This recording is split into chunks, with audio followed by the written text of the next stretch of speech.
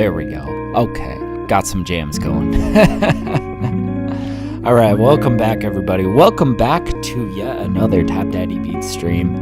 We're going to be doing a studio session today. 3-hour-long studio session, I think, anyways. We'll kind of see how we're feeling. I got a bit of tendinitis today. But yeah, the objective is to make some kick-ass beats today. That is the goal. That's what we're going to be up to. So, and of course, we're going to be cooking up in Ableton Live 12 today. Been really enjoying finally being able to use Ableton Live 12 on stream. I use 12 all the time for other stuff, but you know, my computer has not been able to handle Ableton Live 12, right? But I'm borrowing my wife's laptop, so I think we'll be good. What's up, the Speedy Rapper? What's up, Starved Potato? Hell yeah. Hey, we got Odyssean. How's it going, dude? It's good to see you. Hell yeah. Did I do this correctly? Well, you're here, so yeah, I suppose so. Welcome on in. How's everybody's day going? Yo, welcome. I want to show you guys. This is what we're listening to, Non Compos Mentis. It's a nice little banger that I dropped last Friday.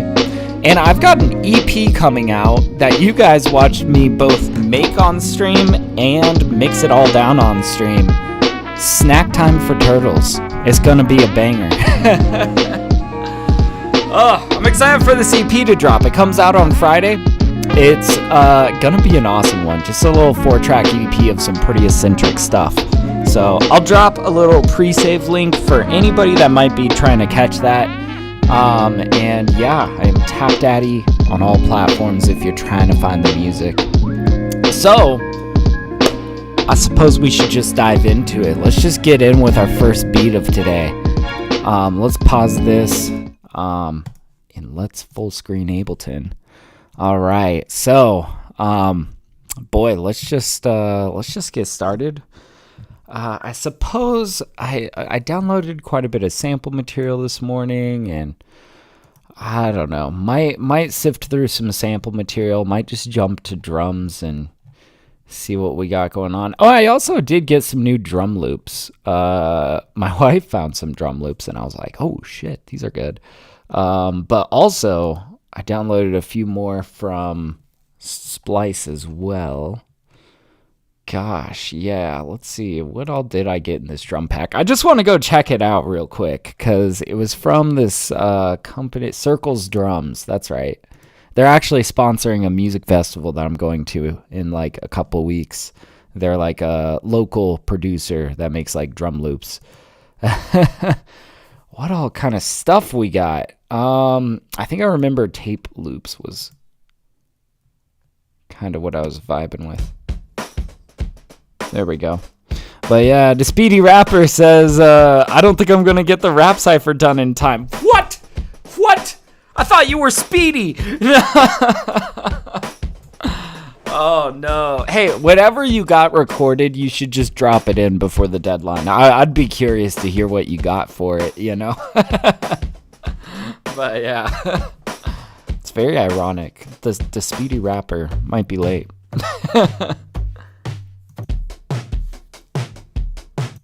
Okay, these are all kind of like rock-ish loops. Low. Now there we go with a nice little spring reverb on there.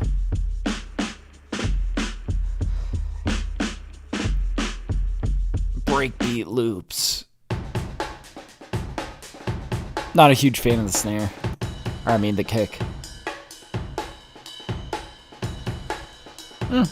These are okay. I'm sure that there's some gold in here. I also got, let's see, a couple more live breaks from Splice. I forget exactly where.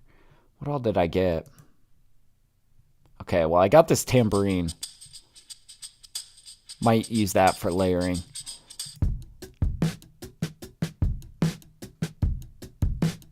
This would be good.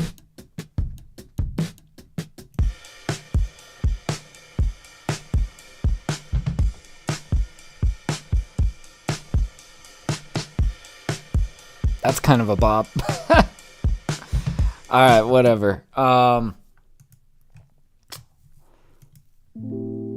start messing around with some chords.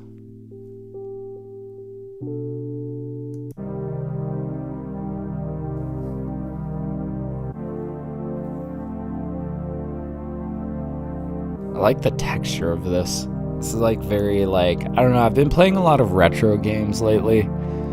I've been really having fun digging back to specifically Game Boy Advance games. I don't know why. Well, I know why. It's because like I grew up really playing a lot of Game Boy Color. That's how old I am. And by the time that I got to the Game Boy Advance, I feel like I was more distracted by the GameCube, and I didn't really get a good chance to spend time with a lot of those games. So I'm going back. I'm playing Metroid Zero. I'm playing Minish Cap. I'm, playing a lot of games that are just like, I don't know, some of the soundtracks to them just like really make me happy. Like the Metroid Zero soundtrack is fucking awesome, man.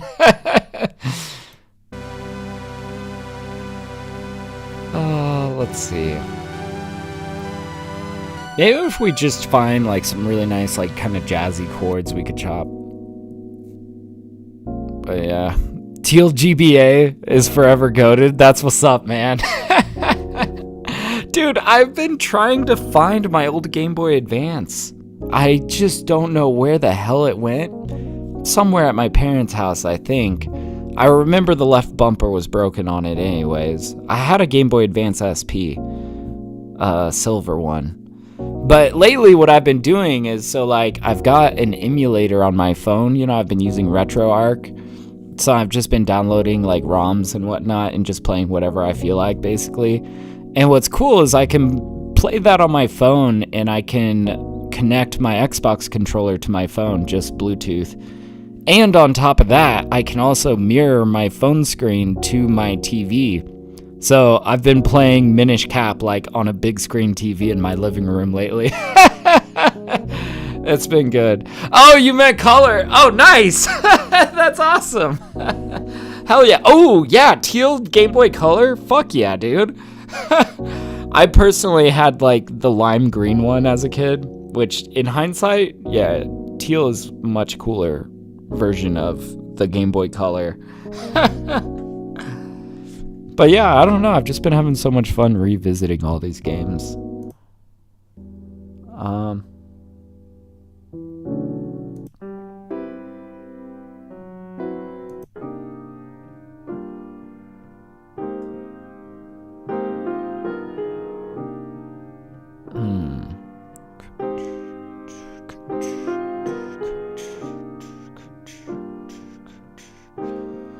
We could chop this and it's like simple enough.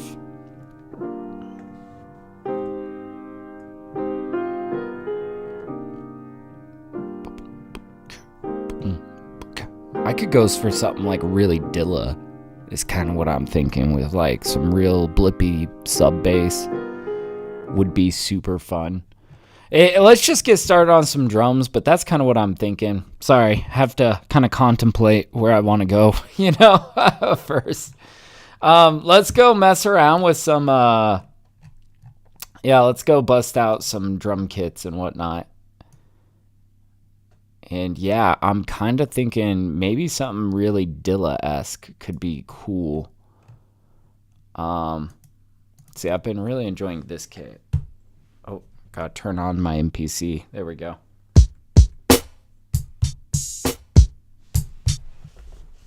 Okay.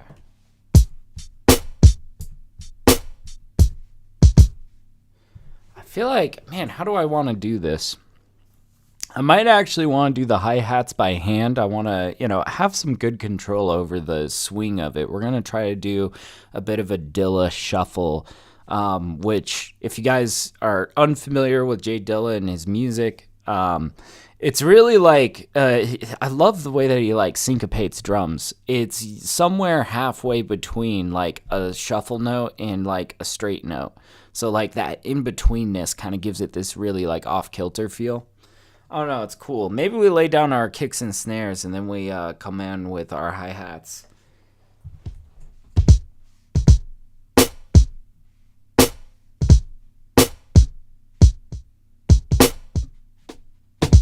Okay, I'm just kind of getting a feel for what all we got here.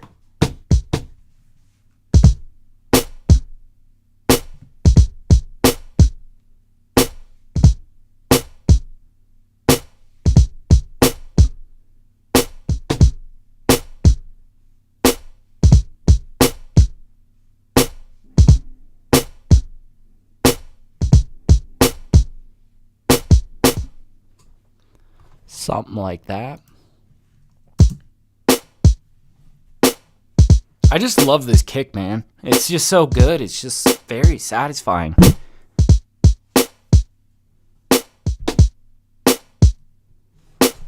Okay, and we had that little secondary snare in there.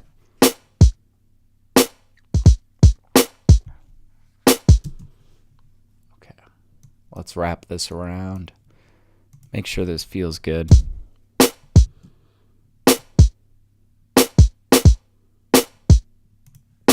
Let's take a look at those end notes. Okay, yeah, that seems good. Okay, now here's the fun part. Let's get a little bit of a Dilla shuffle going. There we go. Speedy Rapper's like, I'm creating verses in my head to this beat. Damn, we don't even have the hi-hats in here. He's like, I got bars. Send it. Good on you, man. Good on you. By the way, if any of you guys want to rhyme on any of these beats that you see me make on stream, I've got my email listed below. Just reach out to me. The goal is for all of these beats to eventually hit BeatStars, but sometimes they sit on my backlog for like ages. And if you guys hear something that you want, like, feel free to reach out. You know, I'm happy to ship it off early if you want. You know. Let's see. What are our two hi-hats here? Okay. So here's what we're going to do. We're actually going to do these hi-hats by hand, I think.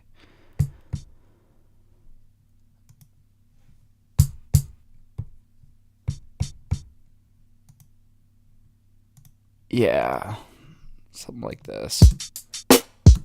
Okay. But then we're going to take these top two and we're going to like slide these back just by an indistinguishable amount, basically. Okay. And I'm thinking the second two we might want, here's what I'm thinking. These top two, we want to bring down ever so slightly. And the second set, we want to be quieter than the first two. Just kind of getting some variation in our velocities. I think that can make your drum sound very lively, even if you are just doing shit by hand in your piano roll. Okay. And you see, because of some of the exactness, we're going to have to like make sure that these kicks are like really tucked in.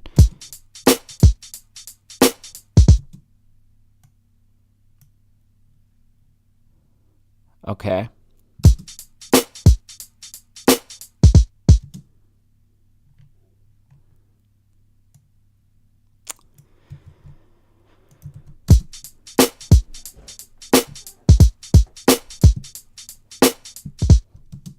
Yeah.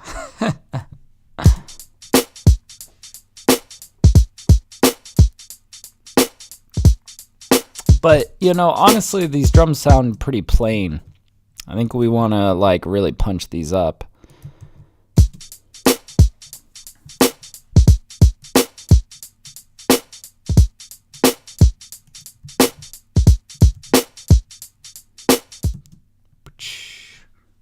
Where's my open hat? There it is.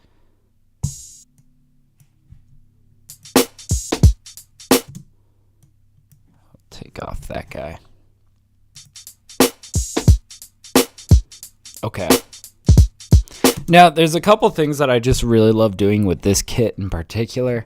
First of all, we're going to mono it. I want it to sound paper thin. Want it to sound like a mono tracking. And then I'm going to cut the highs. Let's bust out our EQ. over here.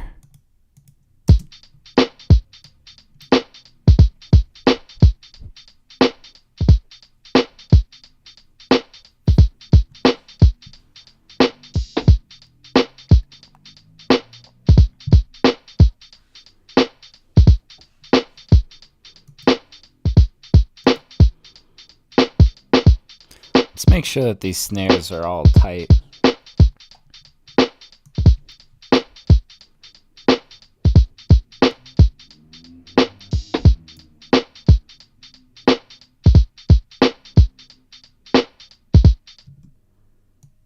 It's a little bit early. It's a little bit late.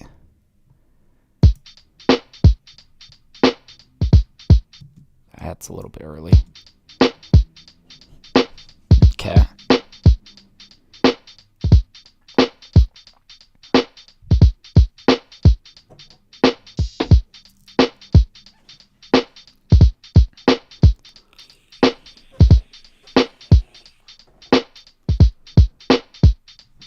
How did these get off? Okay, so you guys saw those hi-hats at the end were doing weird things, man. We are not down with that. Let's correct that. Okay. Okay. We got something good here. Something good to start with. Let's go back to, we had some chords that we were kind of eyeing to chop. What was it though? It was this guy, Avocado.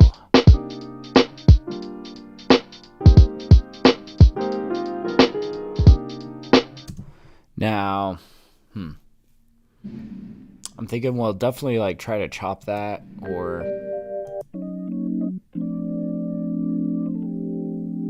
oh, this is kind of fun.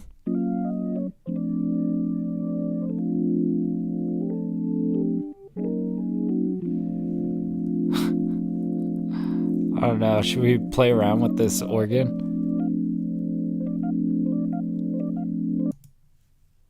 May as well.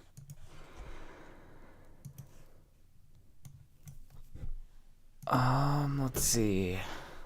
Just for starters, let's just chop by region and see what we're messing with here.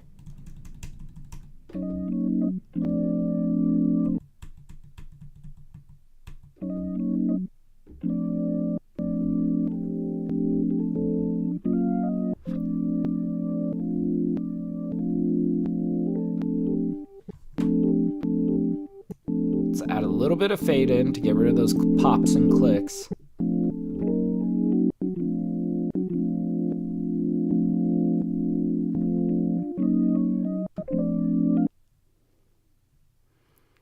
Might even try to go for 48 slices instead.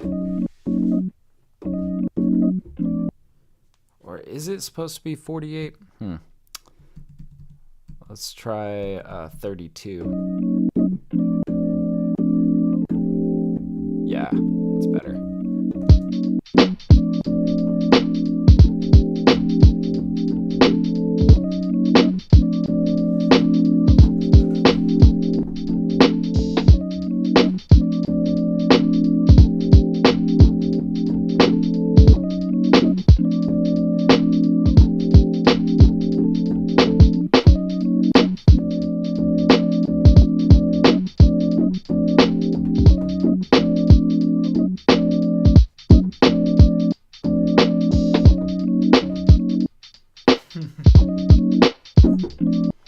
Let's play around with transposing it a bit.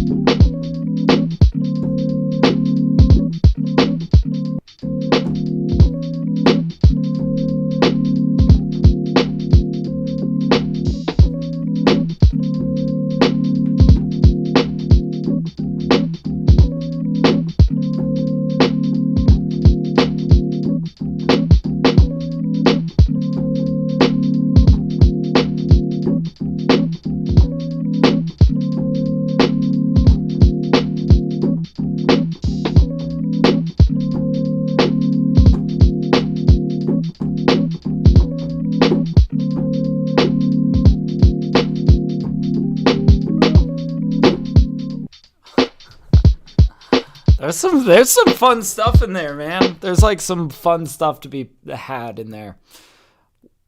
Probably mess around with it. It's such this like really steady tone kind of organ, you know?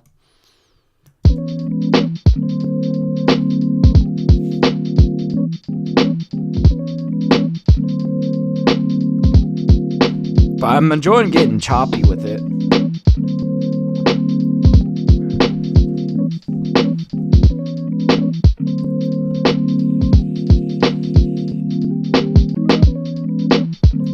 I like that little variation on the end, but the chops get a little sloppy.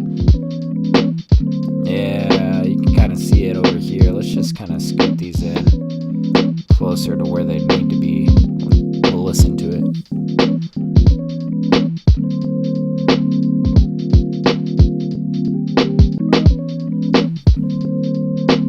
Okay, maybe if these were a little tighter as well, that could help.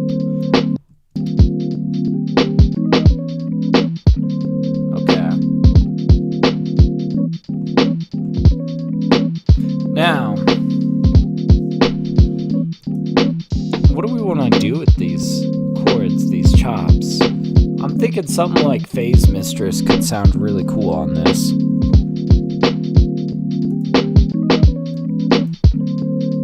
What's up, Ken? How you doing, dude? Well, come on in.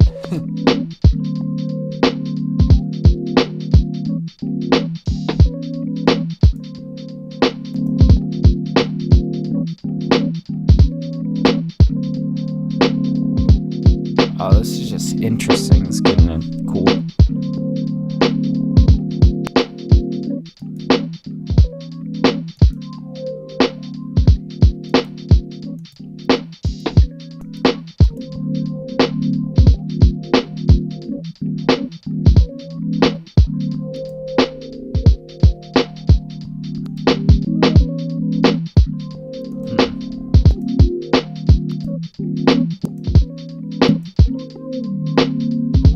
Anti-phase, what?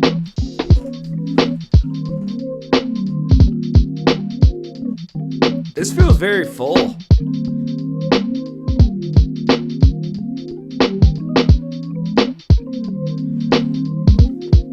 I was also kind of thinking, like, what if we played around with a little bit of compression on this after we do some phasing?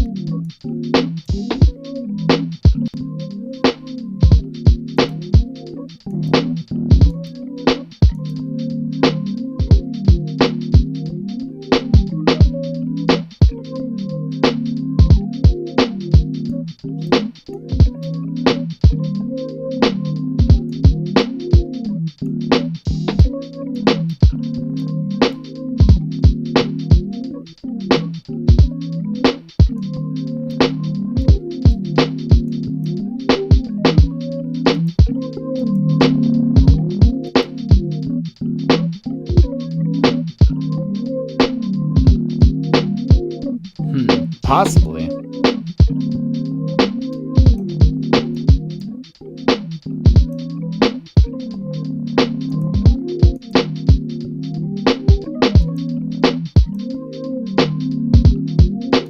Honestly, I think what would be a better compressor for this is probably the LA2A. The LA2A is just really good with stuff that's like mid-range, mid-lows, you know? It's really good at like warming up.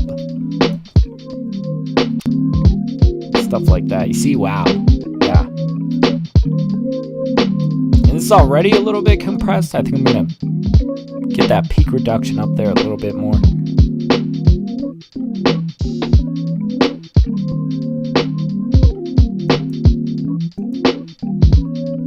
Okay. Boom. Boom. Boom. Boom. Boom.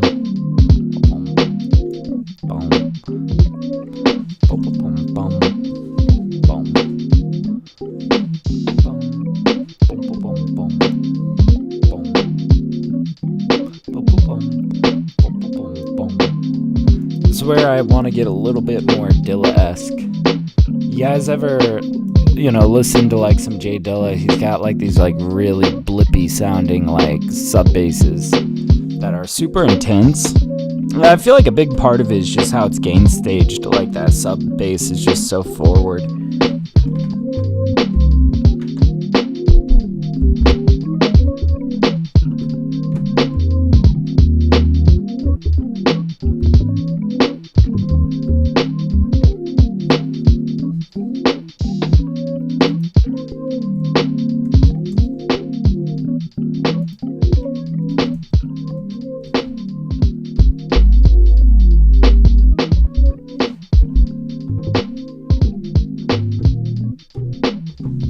no idea what key signature we're in, but we're gonna find out. What's up, Shadow? How you doing, man? It's good to see you.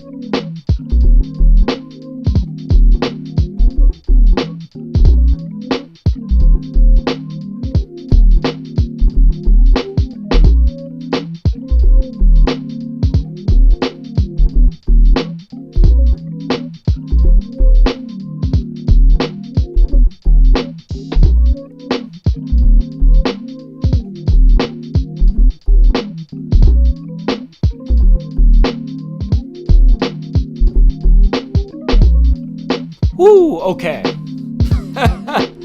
We're getting there, man. We're getting there. Good God, yeah. This is what I was talking about. Kind of blippy synths, very subby. You know, it's gonna be very J Dilla-esque, I think. You know, but yeah, I see Shadow saying, "Fine, thanks. How about you?" I'm chilling, man. I'm making beats today.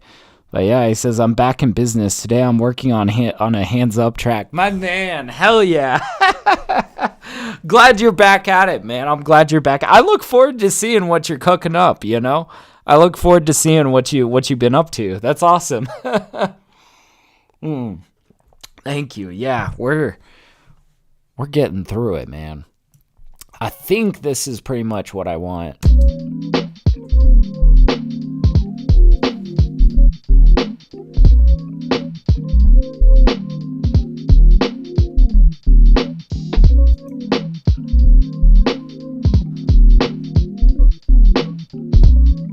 Now, this has like no attack, or at least it says so.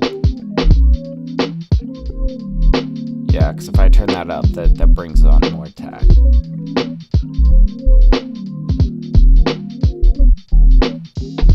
I feel like this could use a little bit of compression, squeeze it a bit.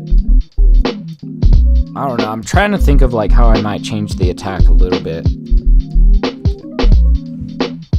I've never tried one of these 1176s on this. You see, I'm really like, you guys are gonna see me experiment a lot with this compressor. I told you guys last time I'm like learning this.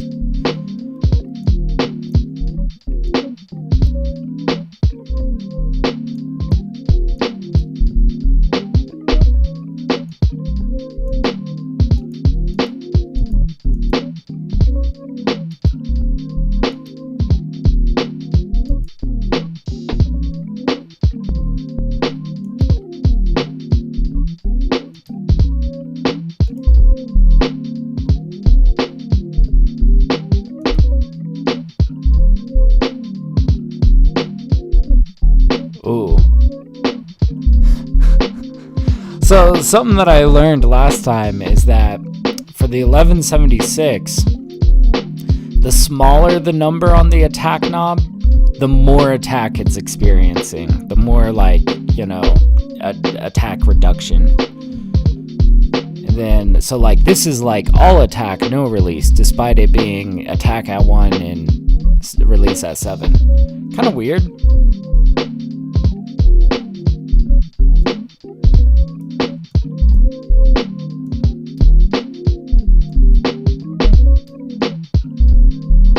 We get an interesting kind of buzzing when we like do all like no attack, no release.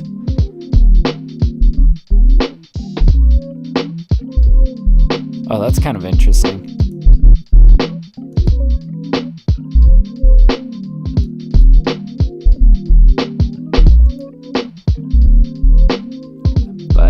I think it's gonna be sick, man. I think this is kind of already like quite a vibe. Alright, I think I'm overcomplicating this with some compression though.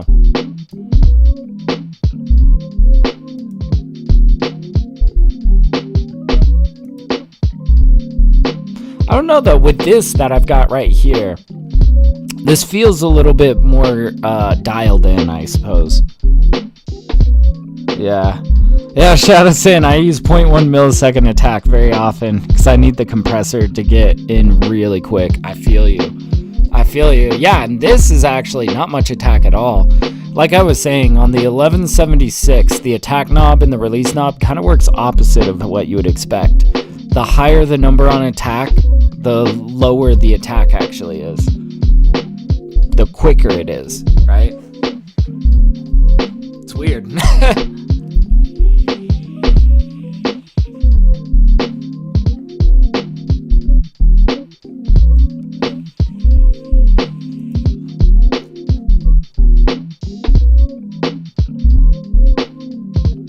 Okay. Wow, and our max peak is at positive 4.18. I kind of want to bring all this down a little bit.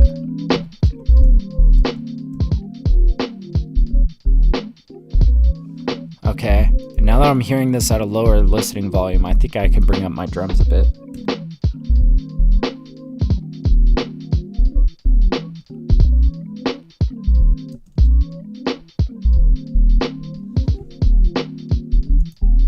Let's bring up that bass.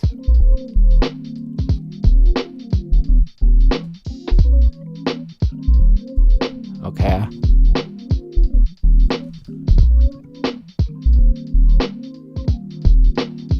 Yeah. Shadow Sin.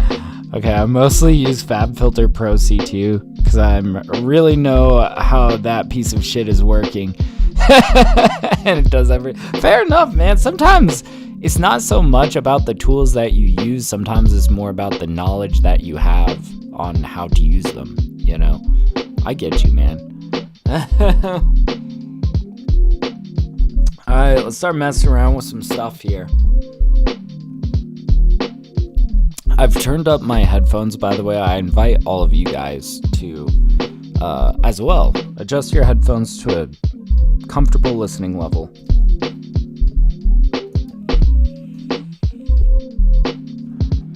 I think I want for this mix to be comprised of a lot of small, thin details. Let me go look up like a vibraphone. I think there was like a vibraphone sample I got this morning. I'm just curious if we could like chop it, mono it. Get something very hip-hop feeling. We could always make our own vibraphone as well. Let's see.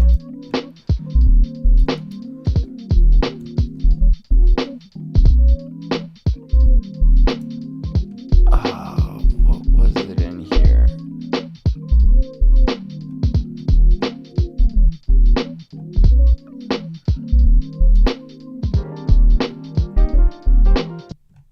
Oh, that's piano. I had one in here. Maybe I clicked on it. I just need to go track it down.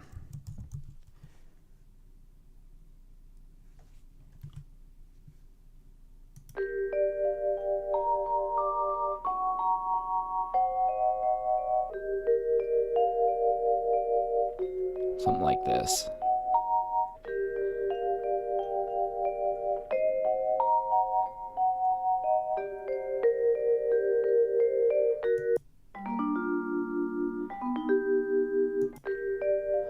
I think it's gonna be something like this, right? But I think we're gonna like mono it and really simplify it.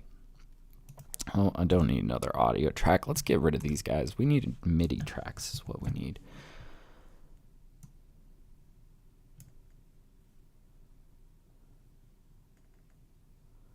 Okay.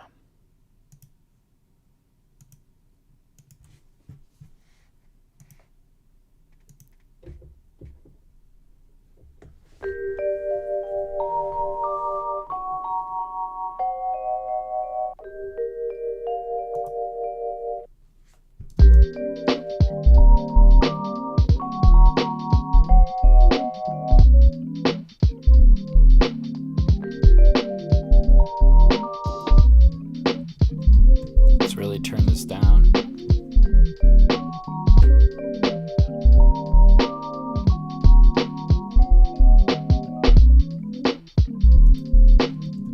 And I'm also going to grab a utility plugin, mono this.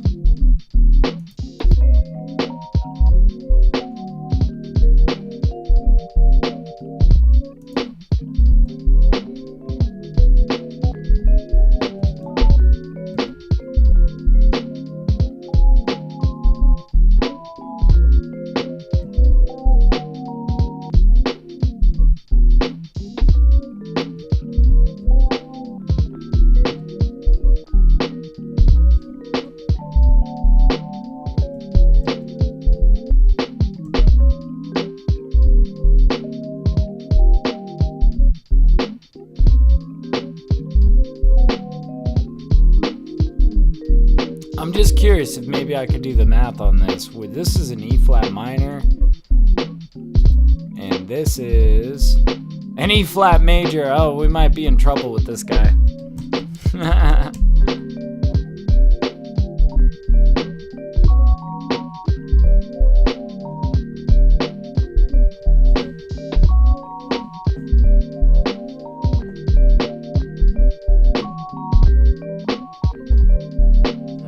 No, we can just work with it.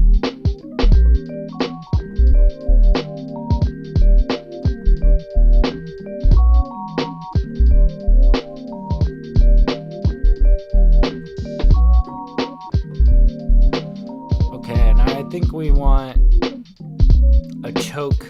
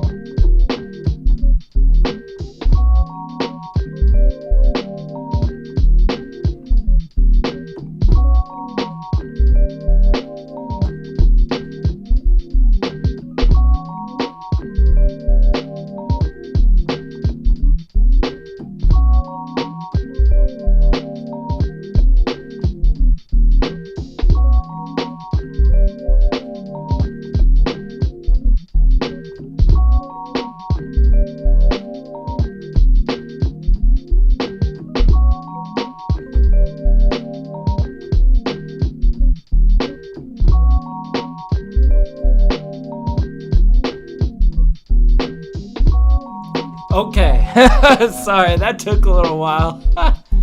I just wanted to make sure that I had that like syncopated feeling good, you know? Man, I swear so much of what goes into making good music really comes down to paying attention to and being aware of how good things feel, you know? And I think it's really like the subtle things, like the syncopations on these vibraphone chops, you know? Ah, dude, that's sounding great, though. That's sounding great.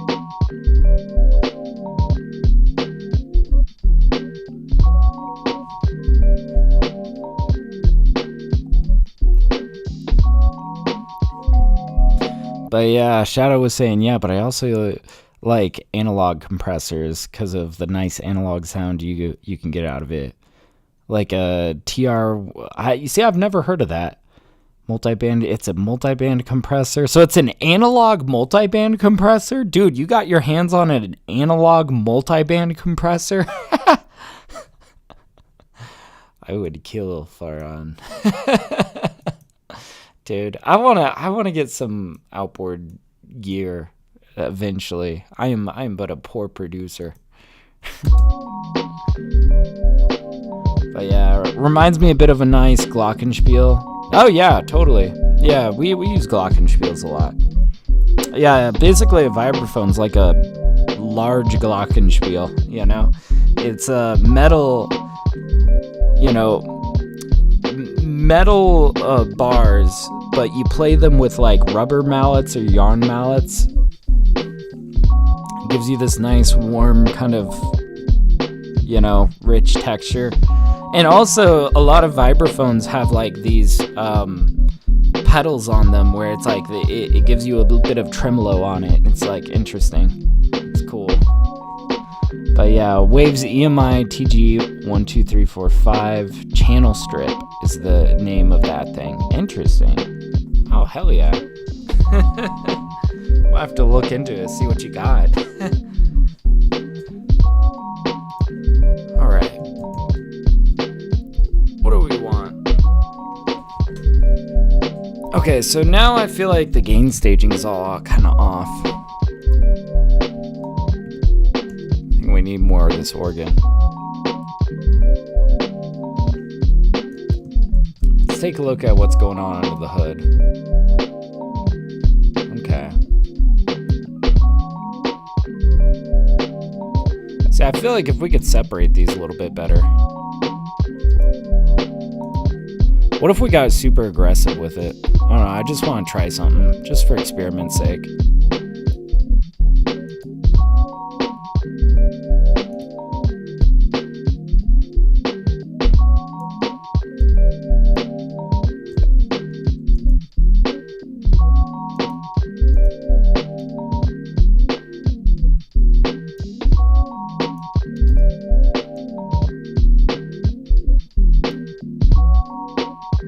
I normally don't like just like completely cutting out huge swaths of, but sometimes I like to do so very intentionally. And this could be one of those times. I don't know. What's up, Myro? How you doing, man? Hell yeah, he says PV has some hitters when it comes to analog. Their onboard compressor. Ah, hell yeah. I might have to check that out. I've just been really into compressors lately, but I have no analog gear. I've just got VSTs. I've got a lot of software recreations of analog gear. Like, I've been really enjoying everything that I've gotten from Universal Audio.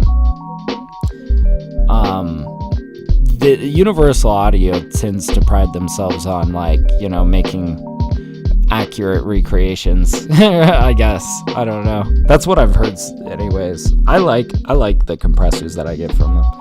But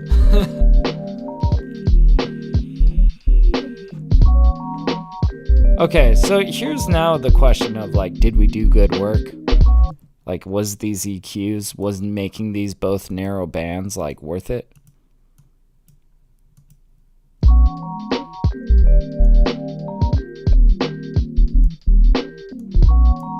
So I had a cut here at about 375 hertz.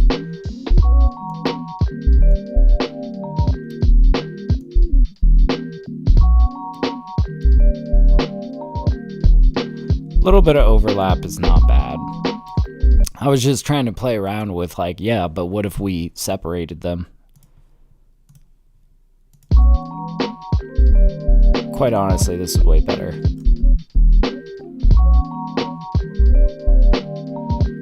Yeah. Yeah, Myra says, to be honest, UA is pretty on point. I can't tell the difference. That's fair, man. I couldn't tell you either. Because I know that, like, Waves has a LA2A compressor as well. But from what people have told me, the UA version is more true to how the hardware works. But I have no idea if that's true. I couldn't tell you, man. Shout out saying, back in the day I had an analog ring bus synth called Virus TI, but over the years it broke, and these days there's a great VST that emulates the sound of it, and it sounds better than the original. That's fair. That's fair. Yeah. I'm happy with my software. What can I say? One day I'll get a bunch of gear, but I don't know. I live too frugally to justify it sometimes. You know, that's how I feel about it.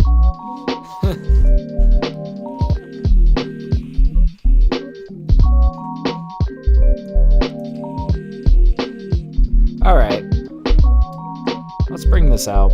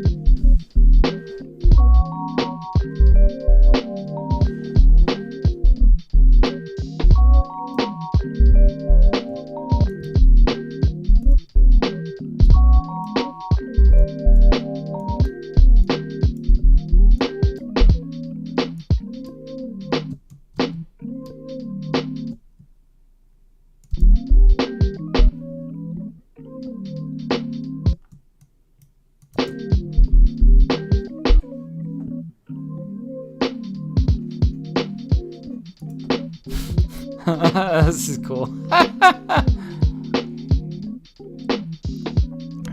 Shadow saying, nah, we are in 2025, so I think you don't need analog stuff anymore. And it's as if 1,000 mix engineers cried out at once. I don't know. I know some people swear by some of their analog gear. But also, yeah, I mean, I feel like there are so many great software versions of things that are significantly cheaper and quite honestly a little bit easier to work with just because it's all on the computer. You know, it's not like you have to worry about outboard gear. And that's I guess the thing is I feel like to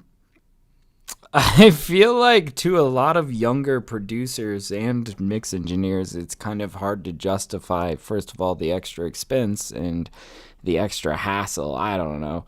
That's at least my opinion, although I'm saying this as a broke boy who has never owned a physical compressor. You know, like, I don't know. It might be life-changing. I would have no idea.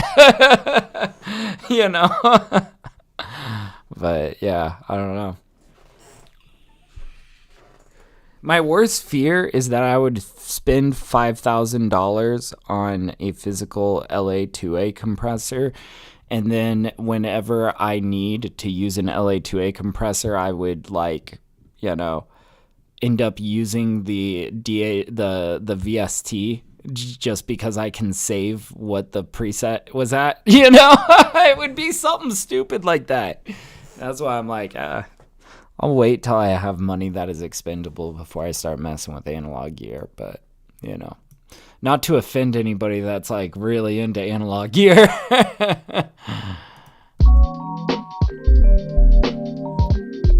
Yeah.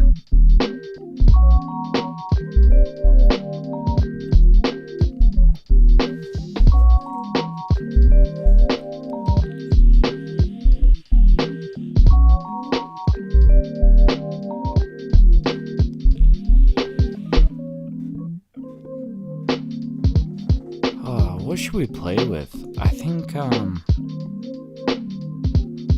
it's a good time to maybe start experimenting with synths. You know, this is kind of like where I feel like really we could pull out anything for this song, and maybe we could use this as an excuse to go explore some sounds that maybe we're unfamiliar with, you know. I think it's important to have time spent in your DAW that you are kind of exploring all of your tools and digging through presets maybe that you don't usually dig through or something like that. So like, for example, I recently, I'm producing on my wife's laptop today. So I had to like install Ableton, download all of my plugins and whatnot.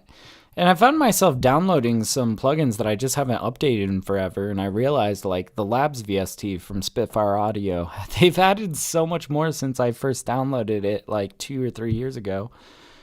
And it's completely different now, but it's got so many more sounds. Classical synths, what's in here?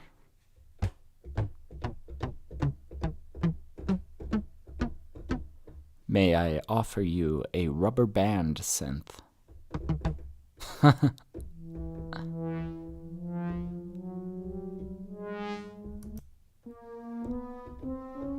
I kind of like this kind of has some fuzz on it that I like.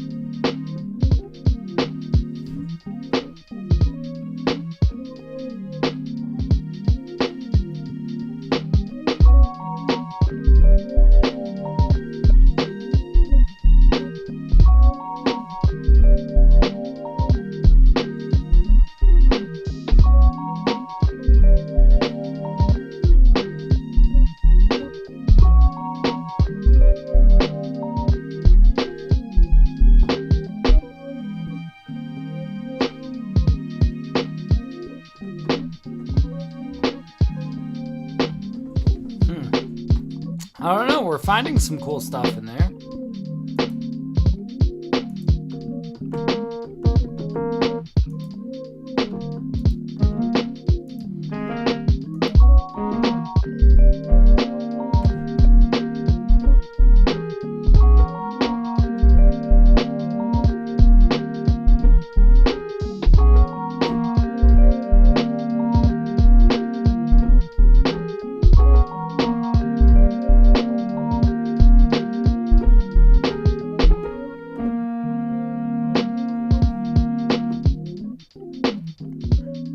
I kind of like this, and I feel like we could really transform that to be anything that we want.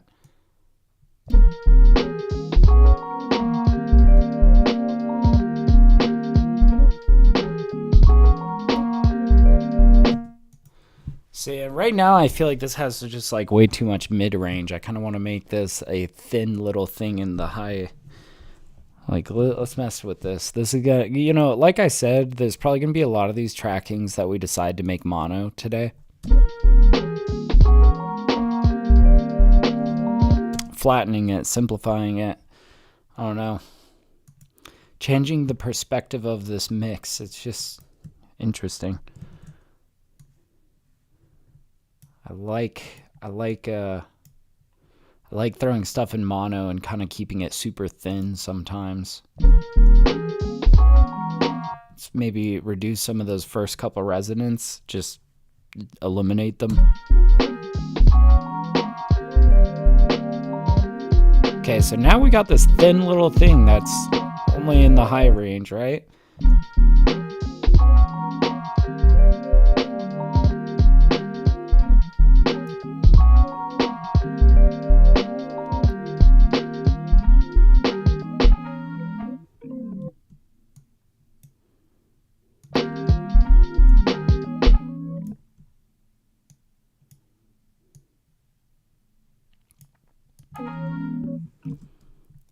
get a little delay.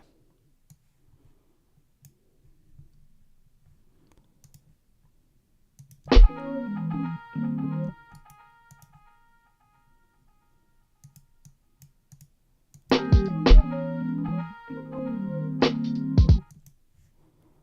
think that those notes need to come back a little bit.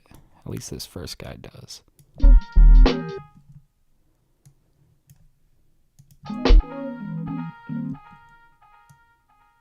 Yeah.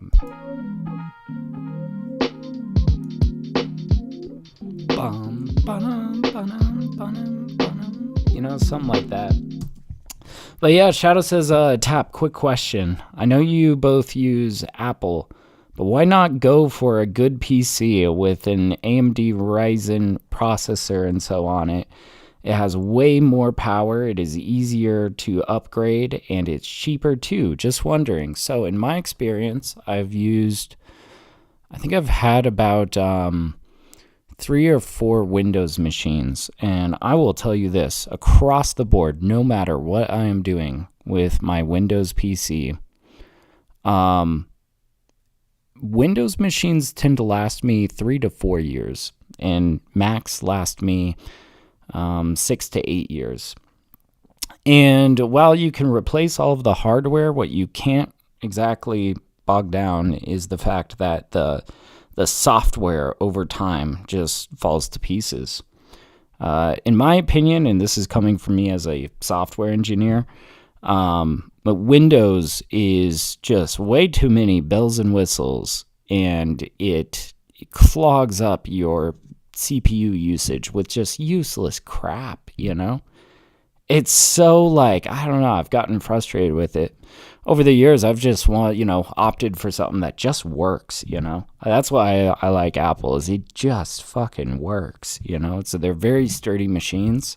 I feel like they are, expensive for sure, but and yeah, I wish it was a little bit more customizable, but I will say that's kind of a blessing and a curse. Third party, compatibility. I think there are pros and cons to third party compatibility.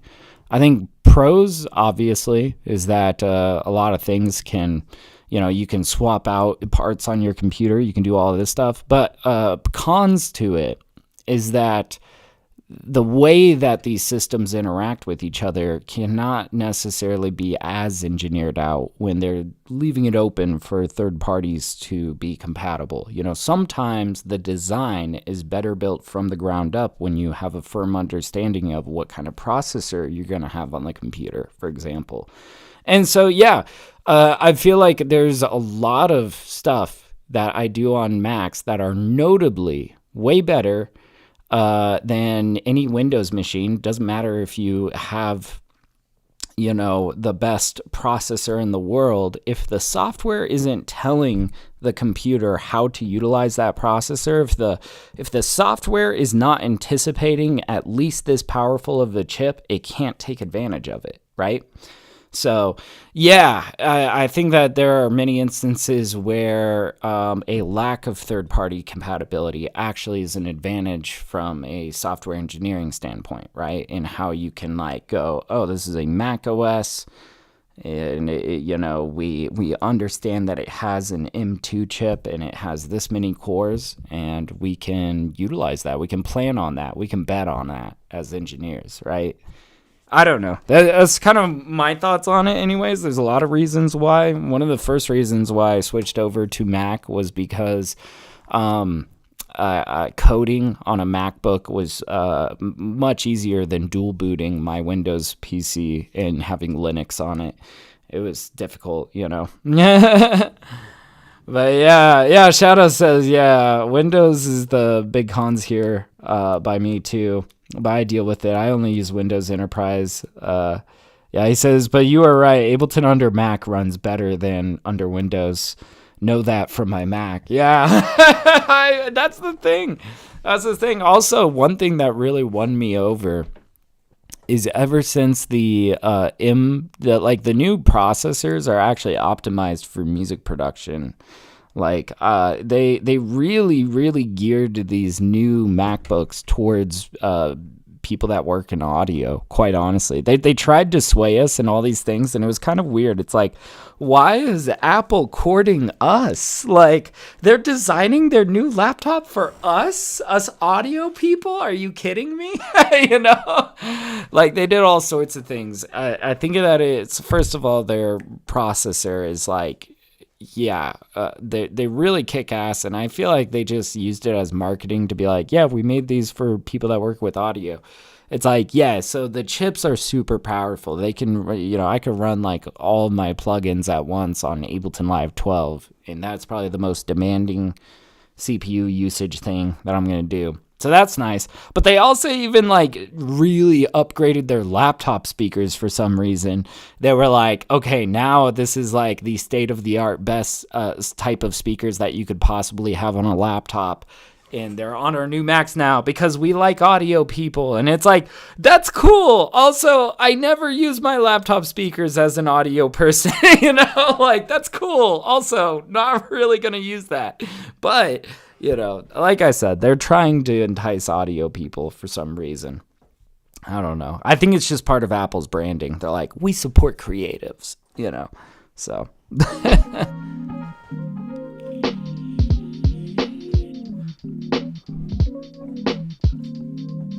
Okay.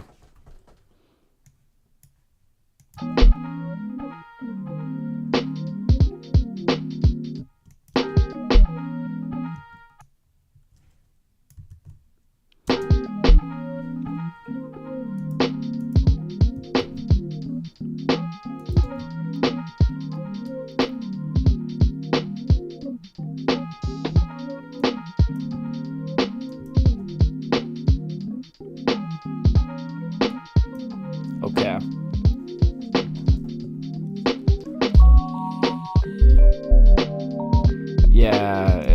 Yeah, I got you, Myra. He says, as an electrical design engineer and love PC, it's not for music. Once you Mac music, it works when you need.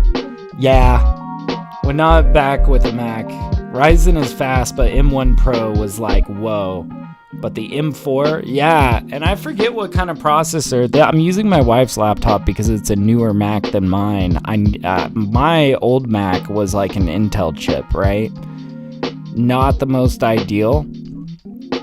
But yeah, so the chip on this computer is the M2 Max, and this is running like a dream, dude. Live streaming with Ableton 12 open, and oh my god, I've even you guys should pop into my Thursday streams when I'm mixing down, and I've got all my plugins open. It works nice,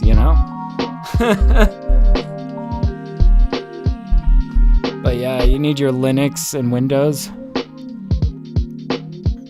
Yeah, what's nice is so Mac actually has its own version of Linux kind of built into it. It's slightly different. There's slight differences in programming, but yeah, you can use your command line interface with most of the Linux commands. I think that there's just a few things that are different, but yeah, Odyssean saying, what do you have? Yeah, this is, I forget exactly what model of computer this is. This is a MacBook Pro with a M2 Max chip. It's awesome, man.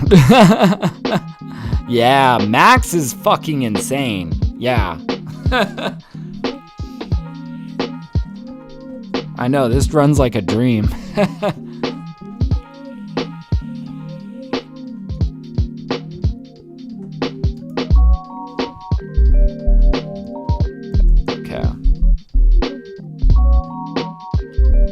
If we could get a little sax lick in here, this would be awesome.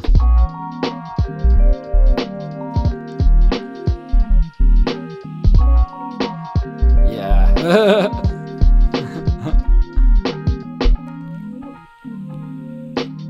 Damn, I'm having so much fun chatting with you guys and just making music. This is honestly one of my favorite days of the week. For this exactly. I like bullshitting about computers with you guys while I cook. It's fun.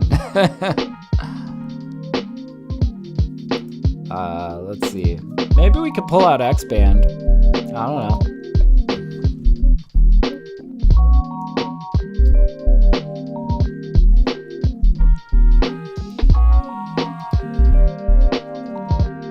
What kind of strings instruments does the guy?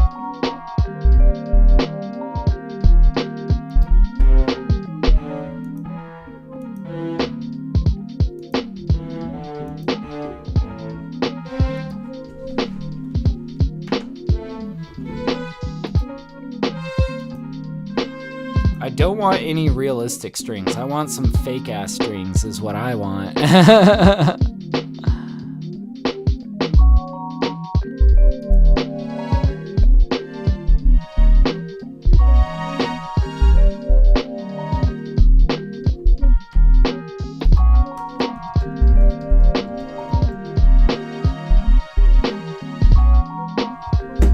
There we go.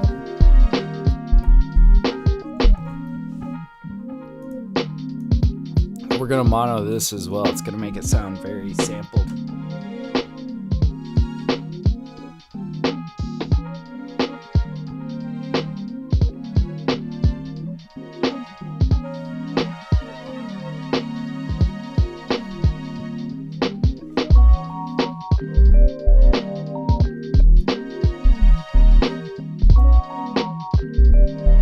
Okay, so that's the pan knob.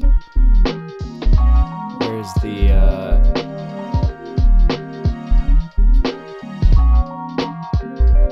okay, so that's for the okay, I'm like learning this. Oh, here's the attack knob.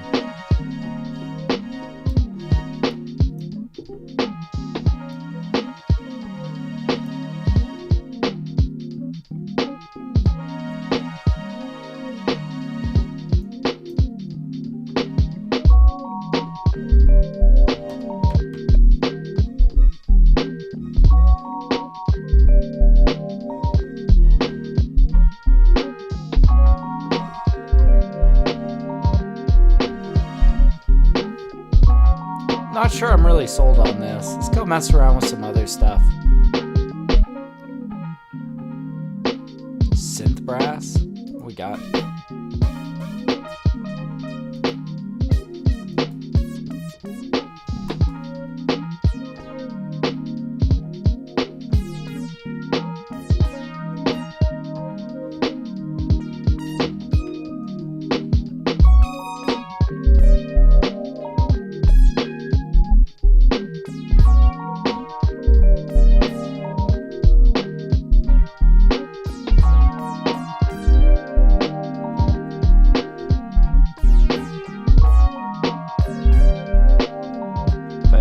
Could you have X-Band too? Yeah, I like it, man. Dude, I didn't use it at first either. I was like, these instruments all sound like dog shit at first, you know?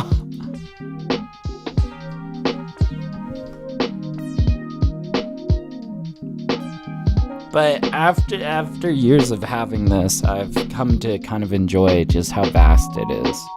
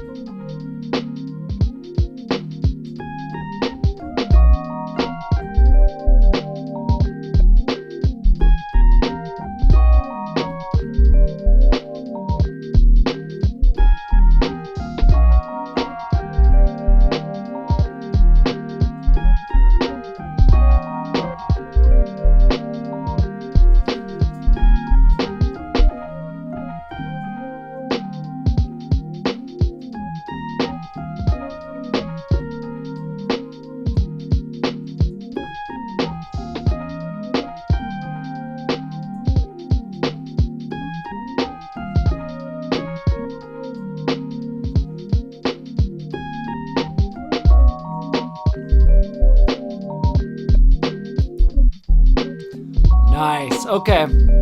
Okay, we are getting places.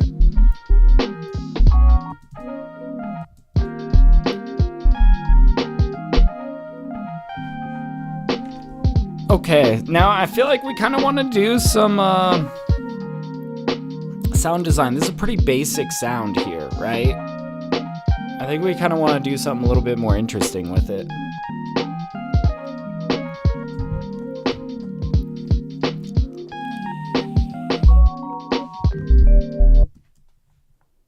Okay.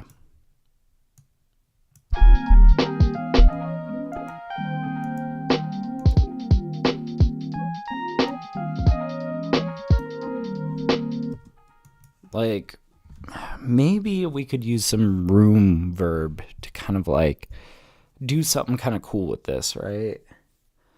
I'm thinking room verb, maybe we like use Echo Boy or something. Just something to like spice this up, make it really cool.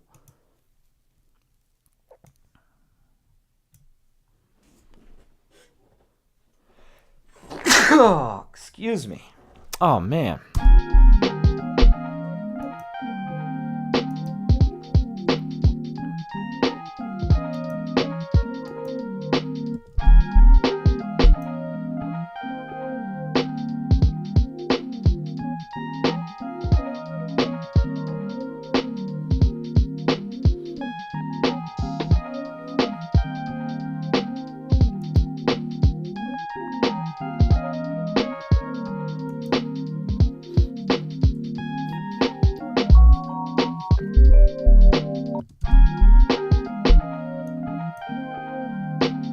Something. I don't know.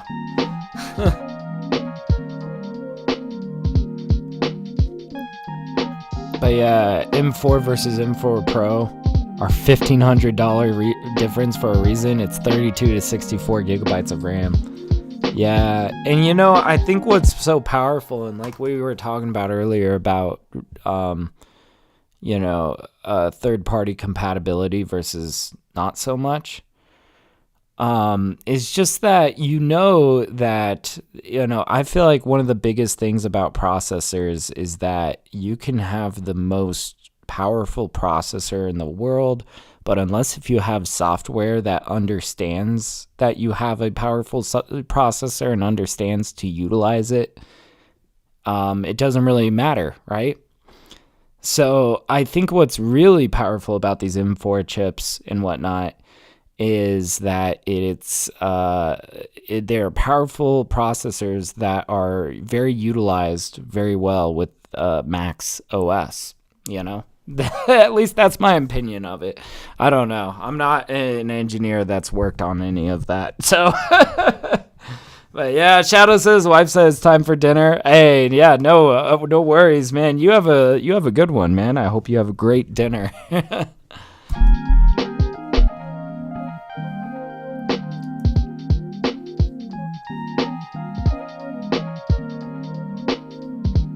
Kind of cool. Can we give it a little bit of extra flair though? Let's go digging through our Sound Toys plugins a little bit. What do we got here?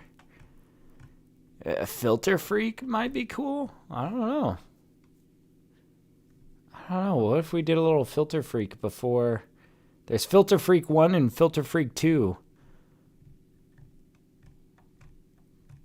Pan Man, PsyQ, Trimulator.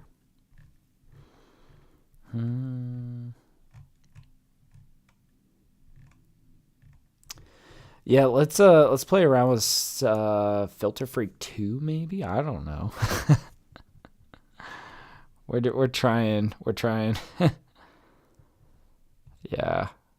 In 2 years, yeah, I have no idea where we're gonna be at, man.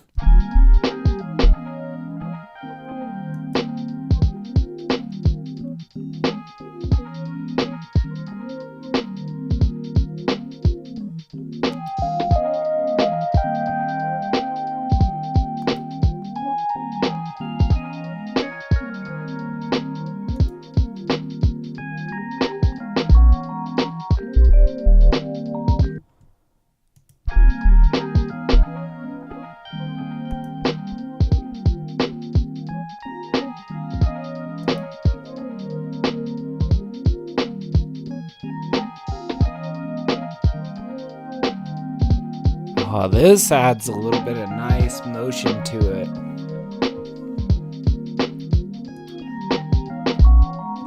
I still can't help but feel like we might need a little bit of like chorus effect or something to kind of mess with it. What does Primal Tap do? I forget what this was. What is Primal Tap? Oh.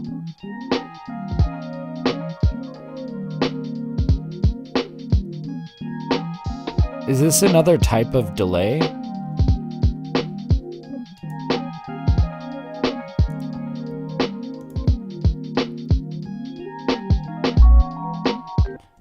Dude, this is sounding cool.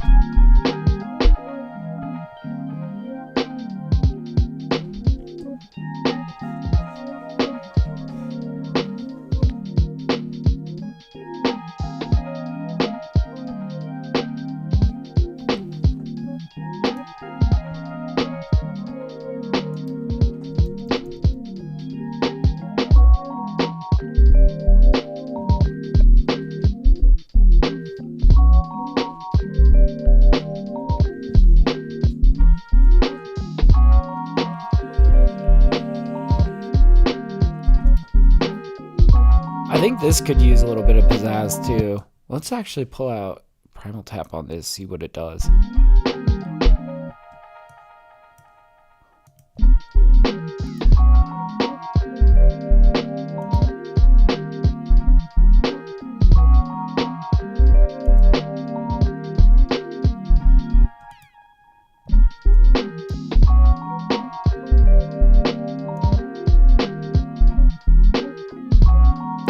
I like being able to do the messing with the time mid delay, so we get these weird bends and stuff. That's always kind of fun.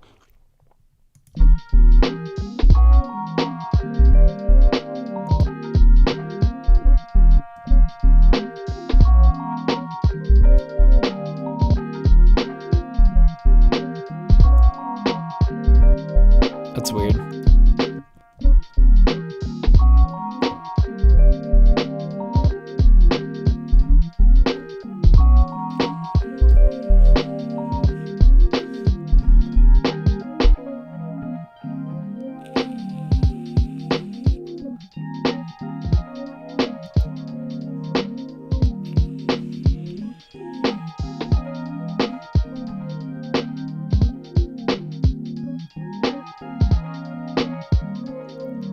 This is cool.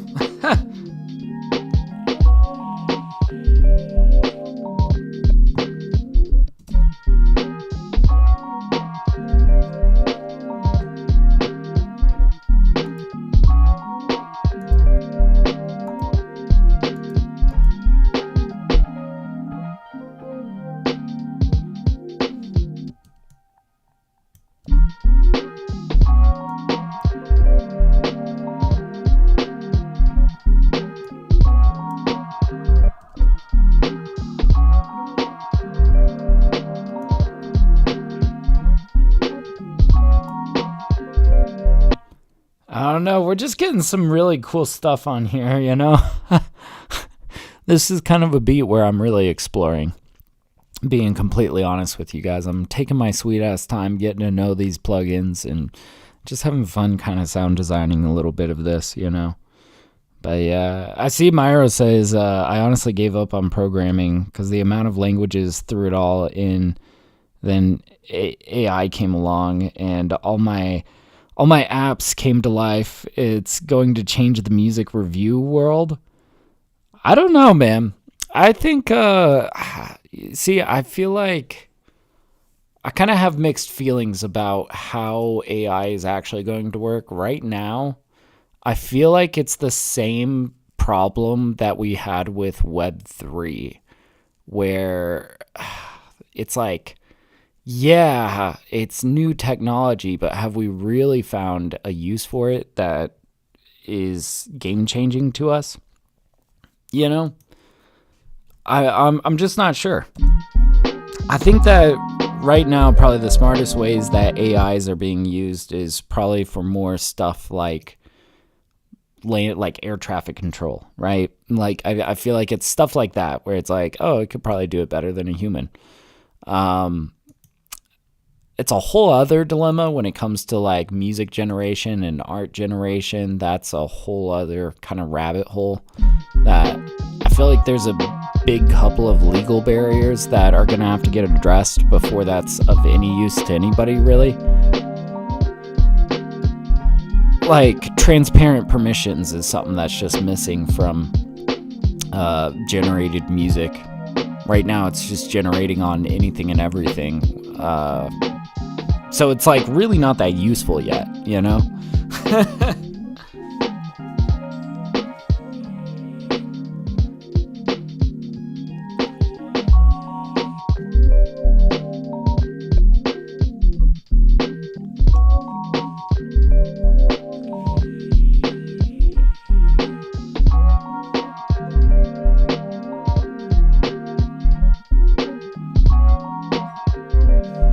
Okay.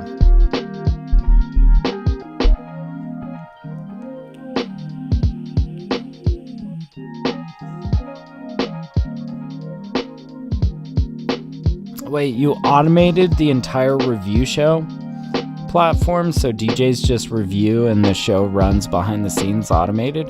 Oh, hell yeah. Are you talking about like kind of doing like a feedback stream or like a review kind of stream like I do on Twitch? So like I guess I'm curious how that works. Like, is it, because for us, you know, the system isn't too bad. It's more the moderation that is difficult, you know.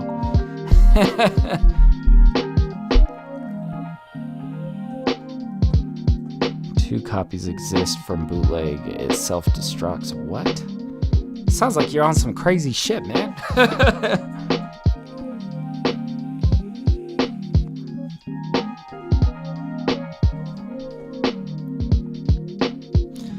I guess I'll just say, if you are playing around with programming, the number one issue that I see people having, and this is, I feel like, the lesson that we all learned from Web3, right, from NFTs and all that, right, is that the technology seems to be pretty revolutionary and cool, but unless if you can find a way to solve a real-world problem with it, it's kind of useless, right?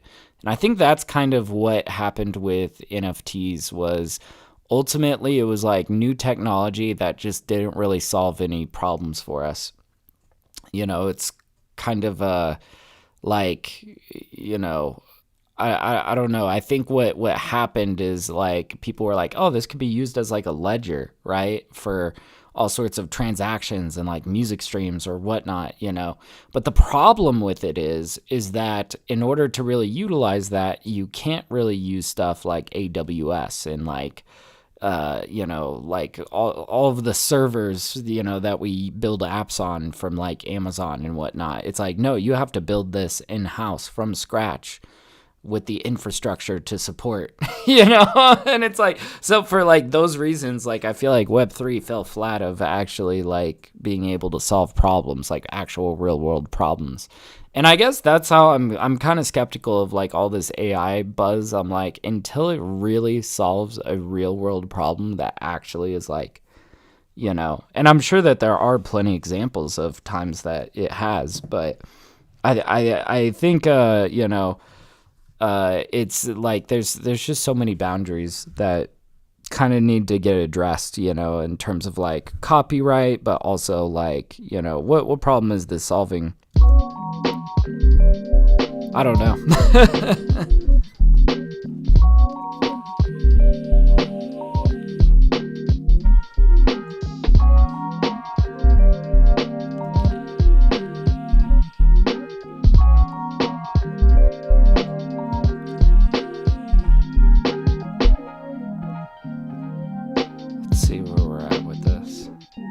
It does utilize them for one-click verification via Vectors DB. Huh. That's what's up. That's interesting, man.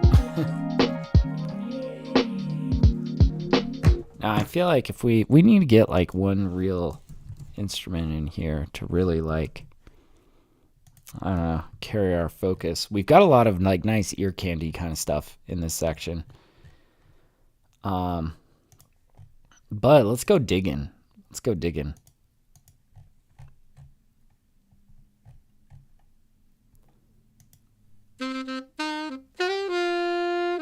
Yo, Davichu, how you doing, man? This could be kind of cool. I'm just not sure. We just need to mess with it. We need to play with this.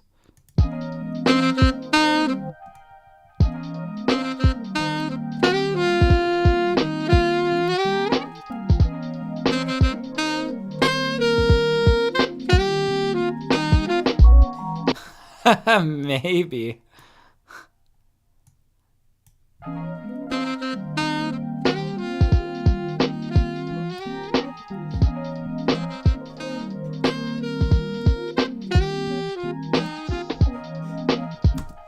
Okay, and we need to get some nice reverb on this.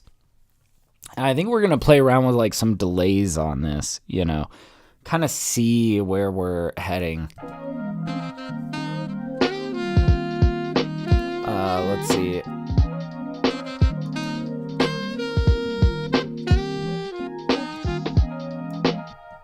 Oh, yeah.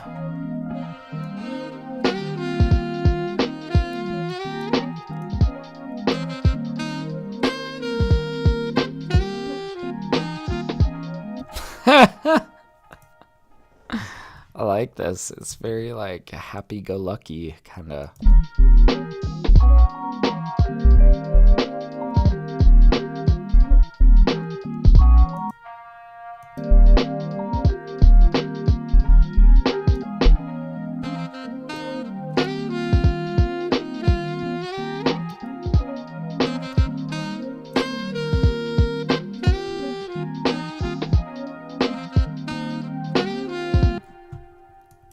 And maybe we use a vinyl to kind of like tone this down.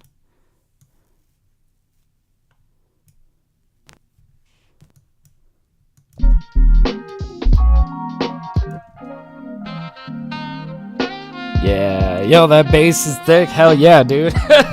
We're kind of going for something a little Dilla-esque today, you know?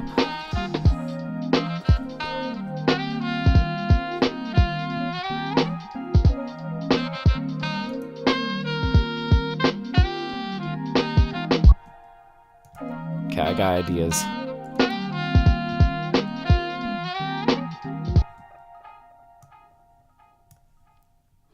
So I'm thinking, what if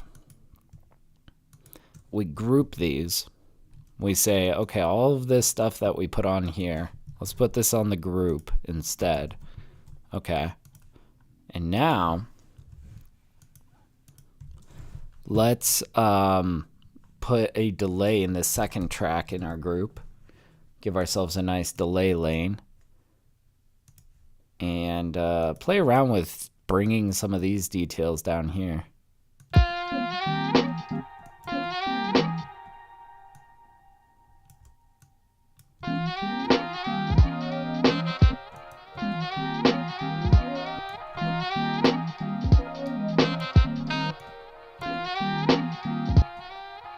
Actually, what if we do no ping pong, but instead we do something crazy?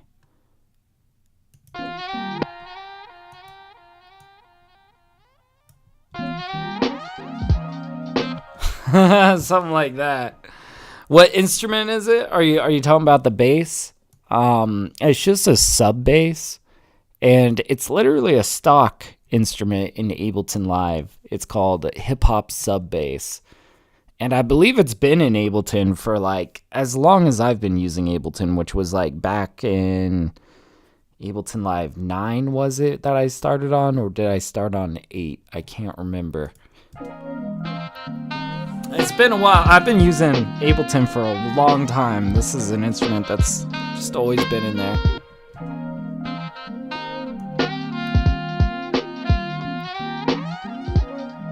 Okay, actually, I've got a different idea. Maybe instead of it going like that, what if we do this? Okay. Yeah, the stock one.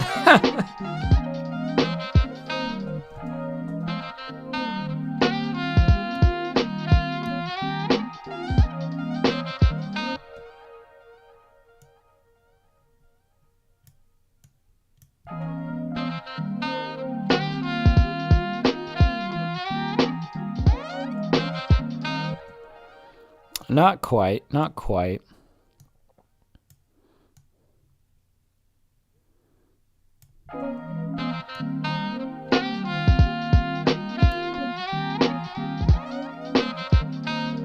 Yeah, maybe we don't do these bends in here. We just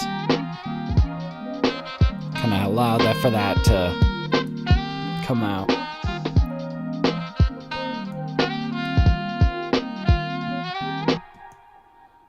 And we'll bring this guy down here again.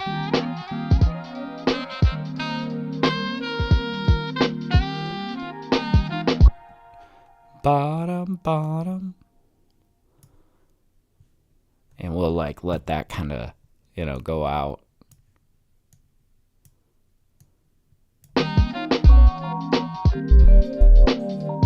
Nice.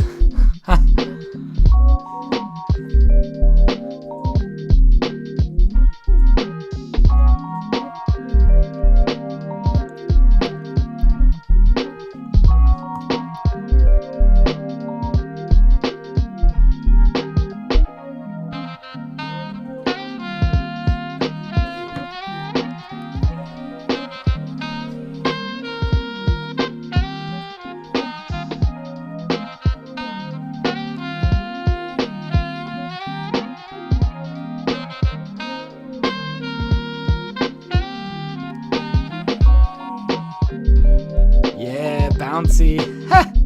That's good, man. I'm liking this a lot. But yeah, Myro says, got studio finally back. 3 months late. So recording Vox for Cypher today. My man! Oh! I'm excited to hear you rhyme this, man. I'm so excited to hear you rhyme this. That's gonna be sick. Oh, hell yeah. Yeah, if you guys are curious, we are hosting a Cypher on Twitch tomorrow. The submissions are in our Discord. I'm going to be reviewing everybody's demos on a beat of mine called Fantasy Vest. It's going to be a sick cypher, man. I don't know. I'm excited for it. I really am. I love doing these competitions, man. But yeah, first Sunday of every month, we got beat battles and we got rap ciphers. It's so much fun. Go check out the Twitch channel if you guys are looking to get in. Join the Discord and check out Rap Cypher Submissions channel. Yeah, Myro says Birkin slayed it. So tomorrow will be fun. That's awesome, man. Yeah, I don't listen to the submissions until I'm live on stream, so I can only imagine, Birkin is fucking like, dude's talented. He can spit, man. I gotta hand it to Birkin. Every crown he has taken, he has been a clear dub. Like, he's just really good at what he does. But I don't know. I have faith one of you guys is gonna best him here. But yeah, thank you, Myro. Thank you. I'm glad. I'm excited to hear what you rhyme on it, man. I think it's gonna be sick.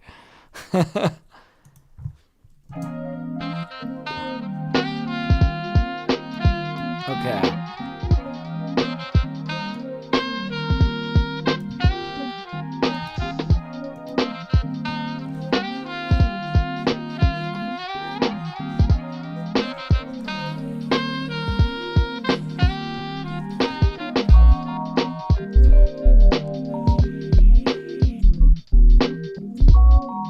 God damn, this is coming out really cool. Dude, it's fire. M4 Pro. Hell yeah.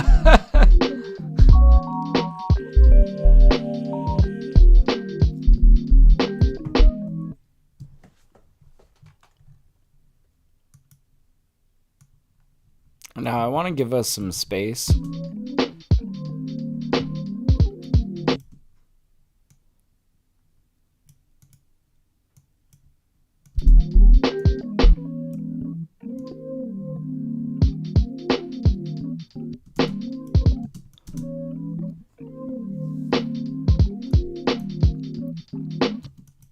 Maybe we do need to carry over this bass.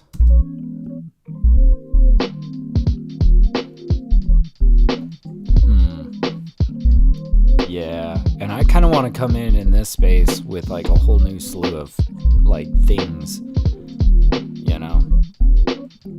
Gotten taking my time with this beat today, you know, really just having fun kind of sound designing things out, and you know, like this section was a lot of fun.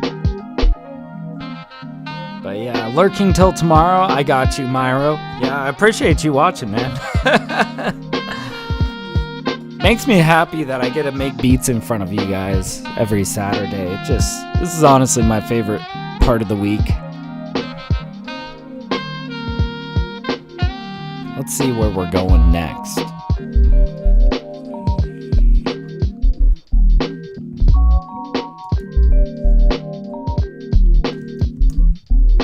Okay, I kind of want to, you know, I haven't even, this is so unlike me, but I haven't even pulled out Purity yet. Let's pull out the Purity VST. I love this VST.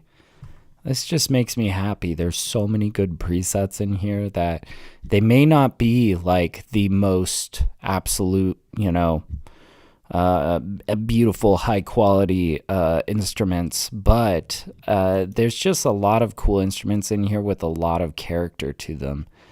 And I've found a lot of use for this VST. Maybe we could get some bells.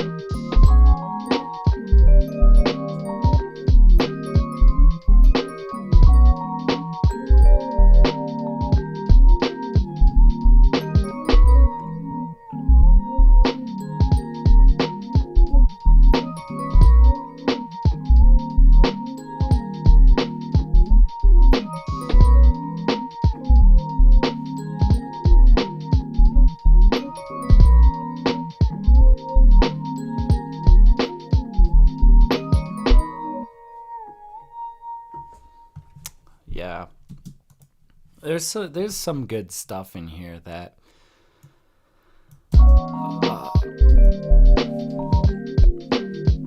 let's just keep playing with it.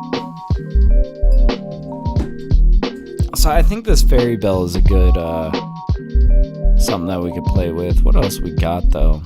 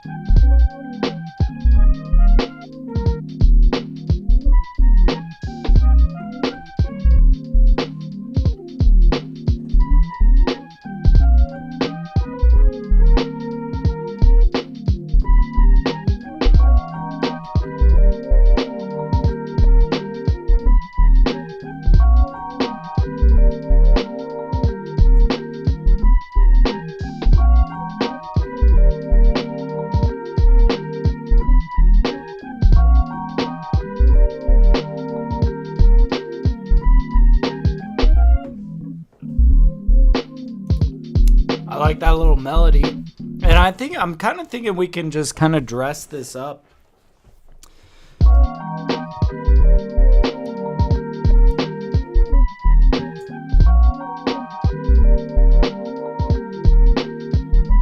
Maybe this is something that only comes in on the B side of this little section.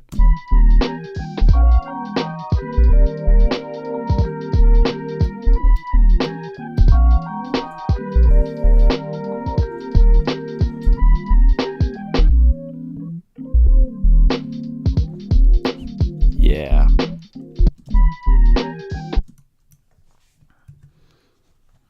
So then, let's maybe bust out Filter Freak 1.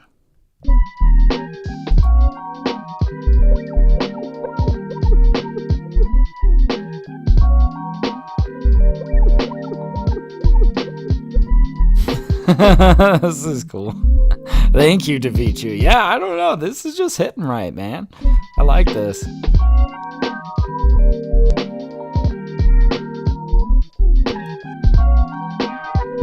Crap out sweep. Oh, interesting.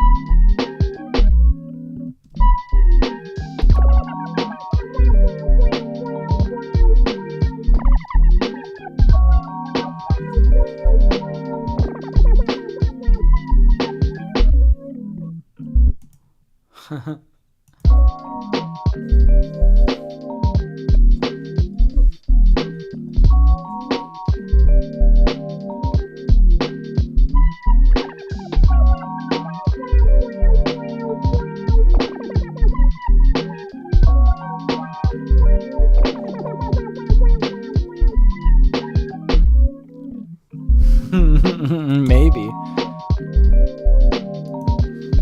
Let's also try monoing this as well. Trying to get like a bunch of very thin elements in here.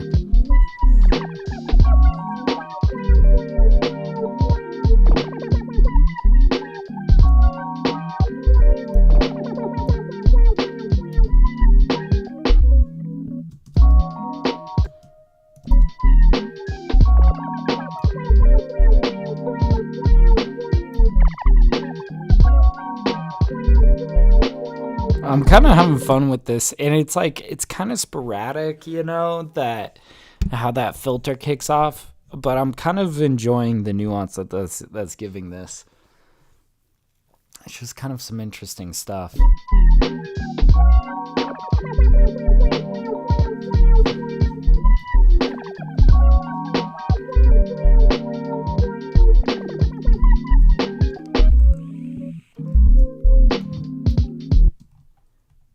Could try to bring this guy over again. Just curious how this would fit in here.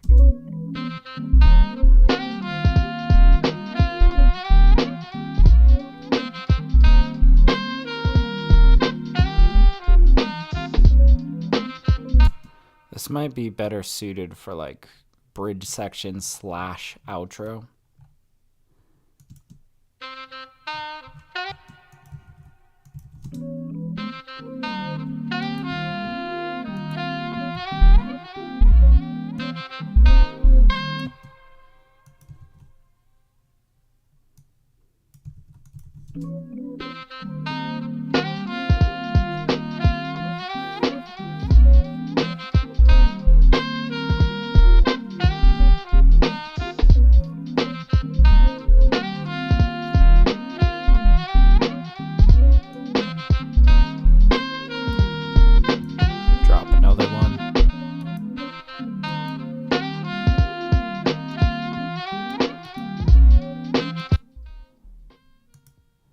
Yeah, we're out of there by 220.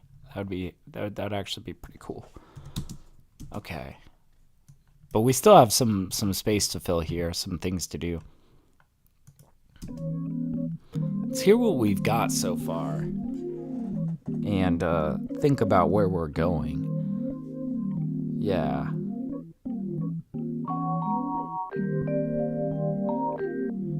Oh.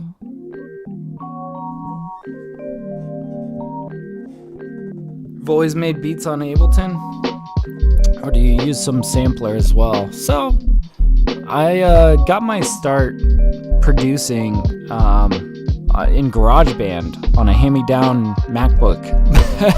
It was like from the year 2000. The year was like 2010, and there was this old MacBook that my sister gave me. And I started making beats on GarageBand. I thought it was so much fun.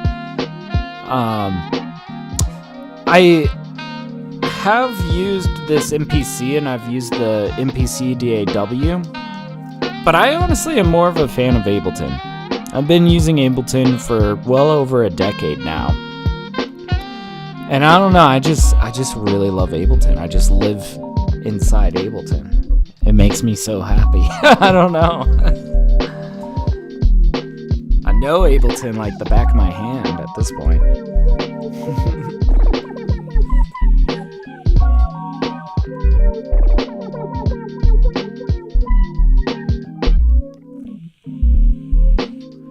So yeah, I think we're kind of trying to think of things to fill this space.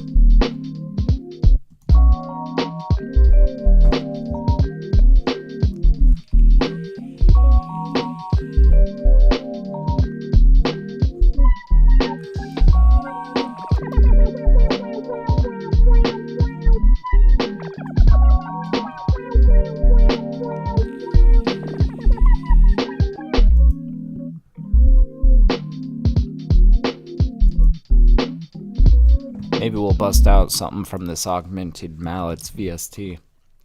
There's some cool stuff in here that I think is worth exploring, you know.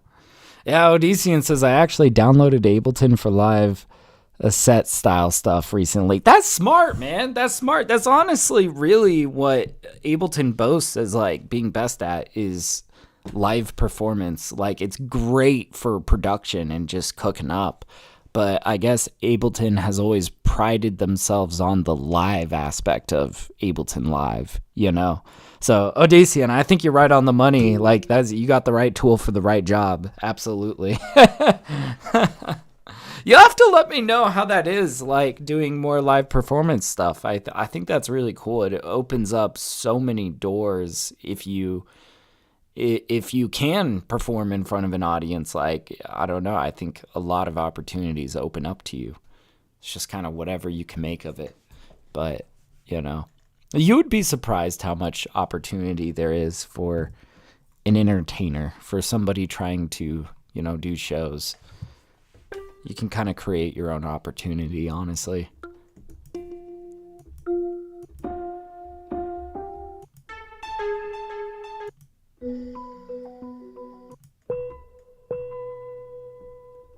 Oh,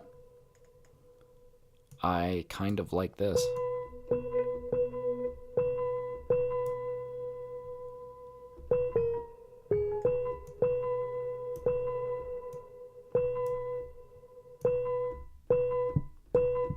If we get rid of that reverb, this is kind of cool. But yeah, Odyssean says it's actually very fluent. A little confusing coming from FL. I want to try and maybe do some live style things in the coming months. That's awesome, man. Yeah, I've considered doing live stuff, you know, before, but honestly, I think I've just thrived, you know, as a producer, just you know, making music in my bedroom, you know. But yeah, I don't know. It's very tempting. Ableton is very well set up for live performance kind of stuff. It's I wish you the best of luck with it, man. I hope you do something really cool with it.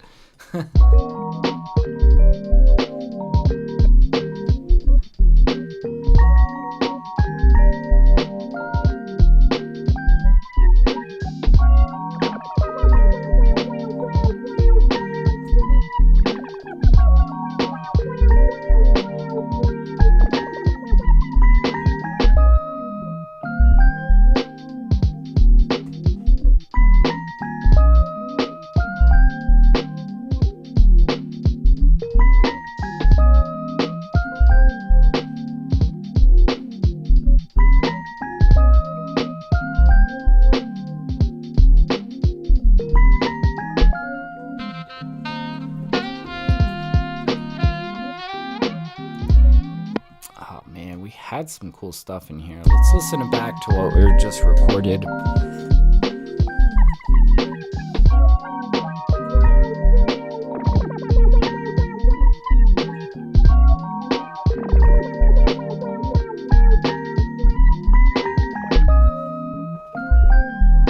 You see, I kind of like this.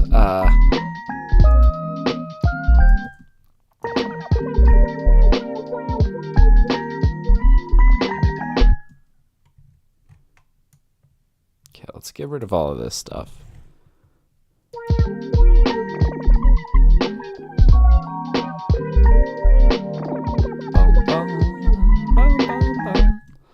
Okay. But I feel like we want a little bit more of this. Bum, bum.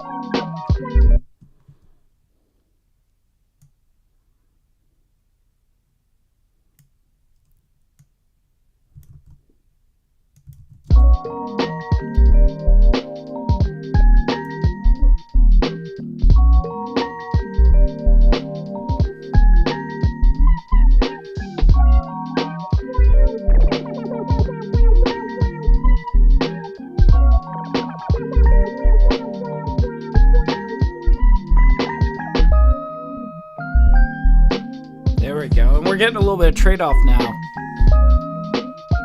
Boom, boom, boom, boom. Clean this up a little bit. And what if we, surprise, surprise, monoed it? I don't know. See what this does to this. I'm like I said, I'm really enjoying just like having a lot of small, thin pieces that I can like space out, you know. When adding sounds, when do you know it's enough? When I am compelled to shake ass is when I know it's been enough. Honestly, there's really not much of a way to like really definitively say. I think it's kind of more of an intuition that I think you build up over years and years of making music. And, you know, I think something just kind of along those lines that I've really learned and internalized over the course of time is don't be afraid to pick up an instrument and play 2 notes and set it down. Like if you play smaller parts with your instruments, you have a lot more room to bring in more instruments, right? So with that sort of logic, it's like, you can add on as many instruments as you want. It's really more, though, of like, are you crowding the idea?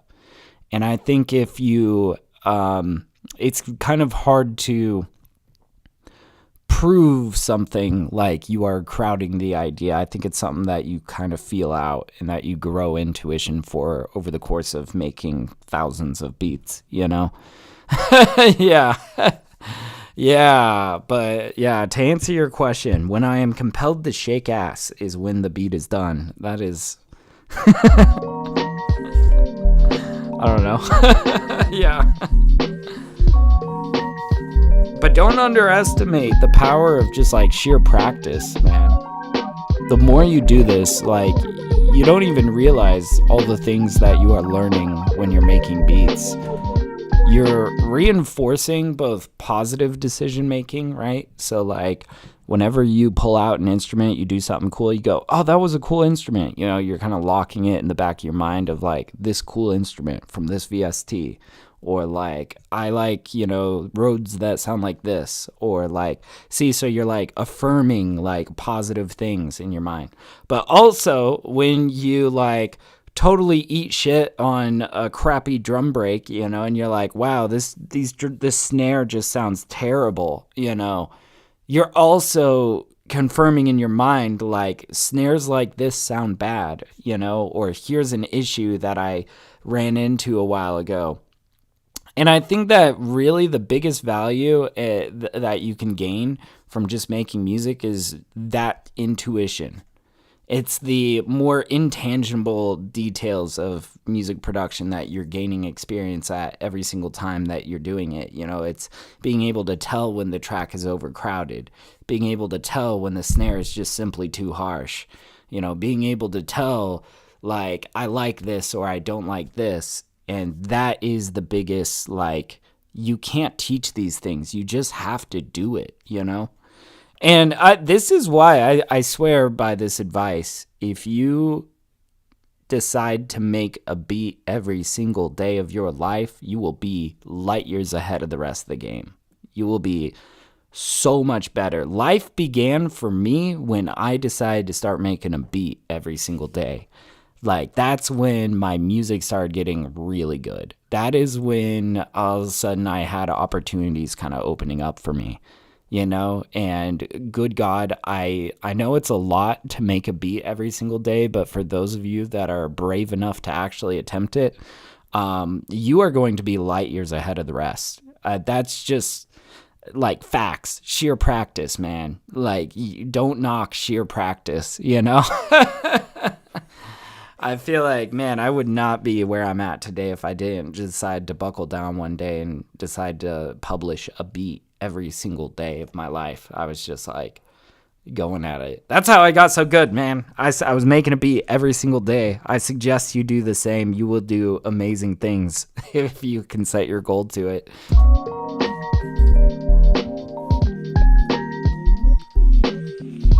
But yeah, it took me years to realize all the plugins are just mutations with a pretty facade of the Ableton built-in plugins.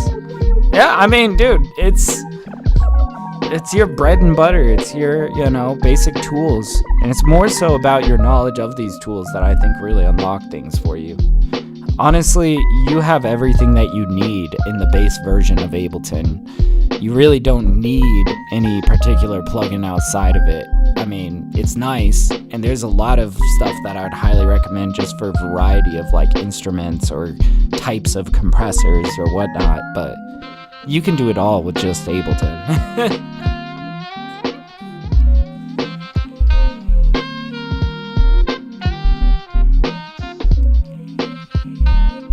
Alright.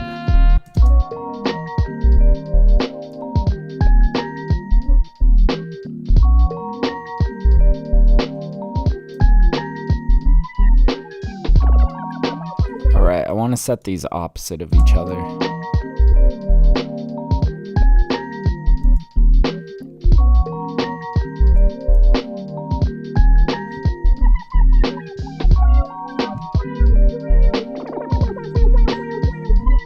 Much better. Now we got some spacing going on.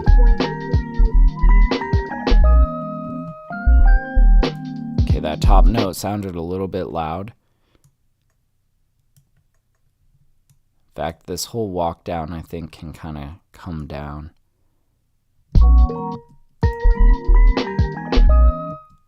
Especially that top note can really come down.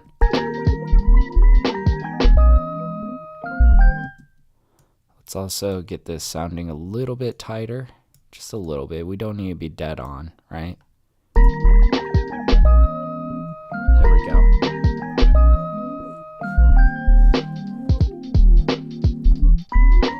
And I want some sort of counterpoint in this section. Oh yeah, we had this guy as like a nice little pickup, and I think we want to keep that. But let's bring that guy a little bit forward. Let's shorten this guy. Let's maybe knock him a bit forward. Much better.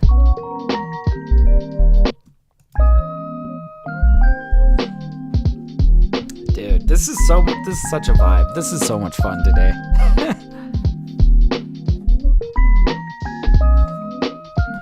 That also feels kind of loud.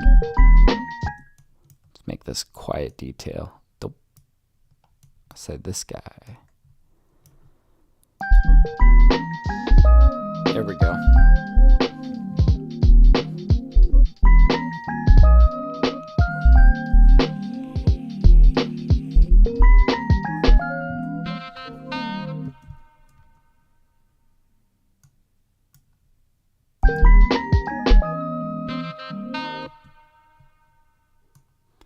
Bum bum bum bum.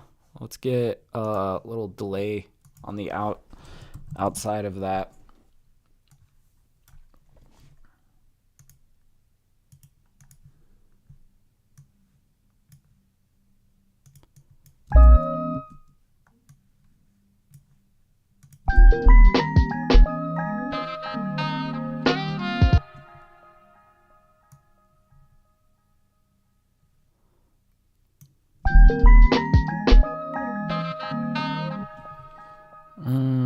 And do we want to do that, or do we want to scoot this over and add one more note to this guy?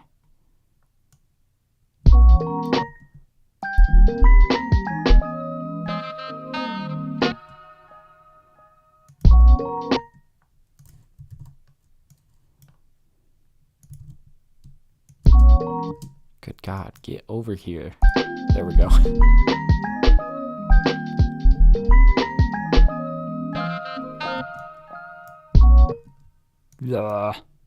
Wrestling with it.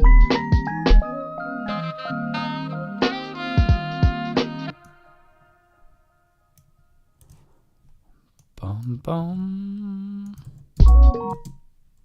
Yeah, there we go.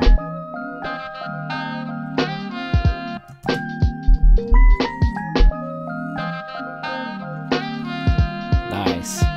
Okay.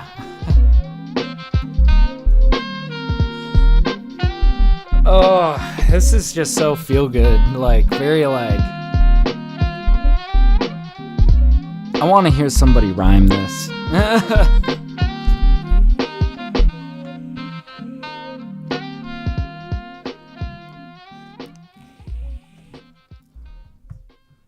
Okay, now we're not done yet. We still have like a little bit of space here that we're trying to fill. Let's also just kind of re-examine the mix a little bit.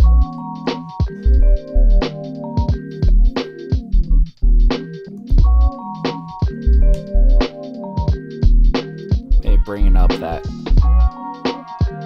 drums a little bit.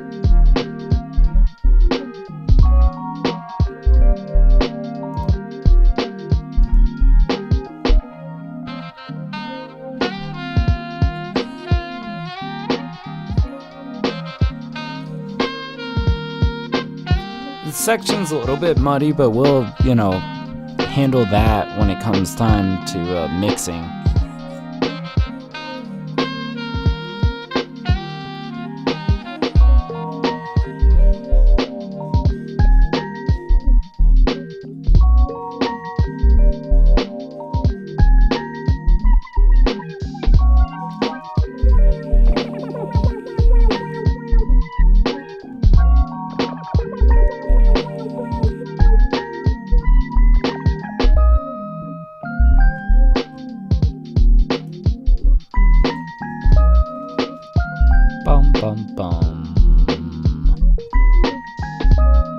Let's maybe just bust out some one-shots.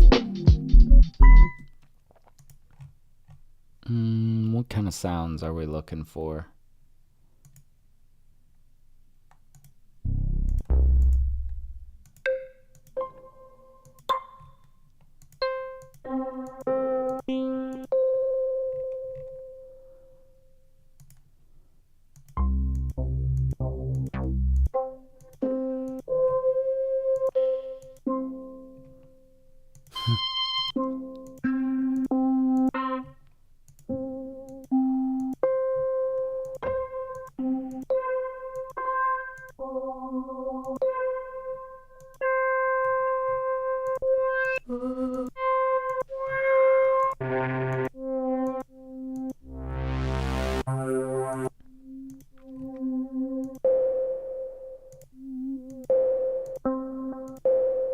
That's kind of a cool one.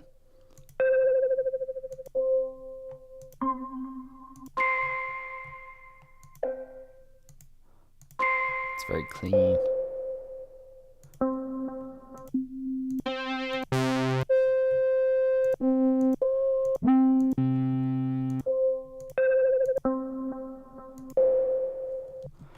Let's just mess with this guy a little bit, see what he does.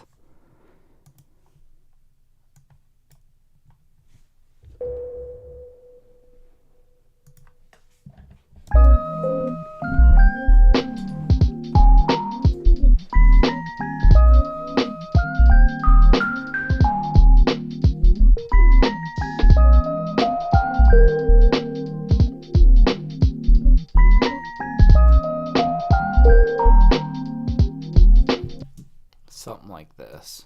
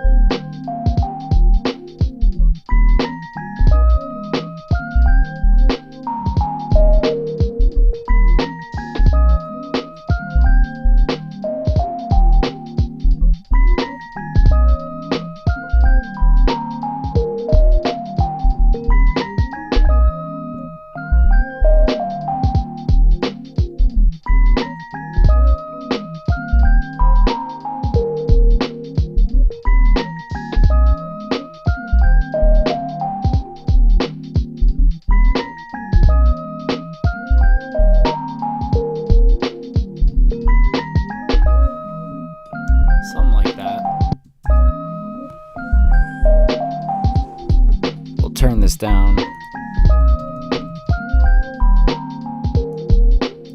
Put that in the left a bit.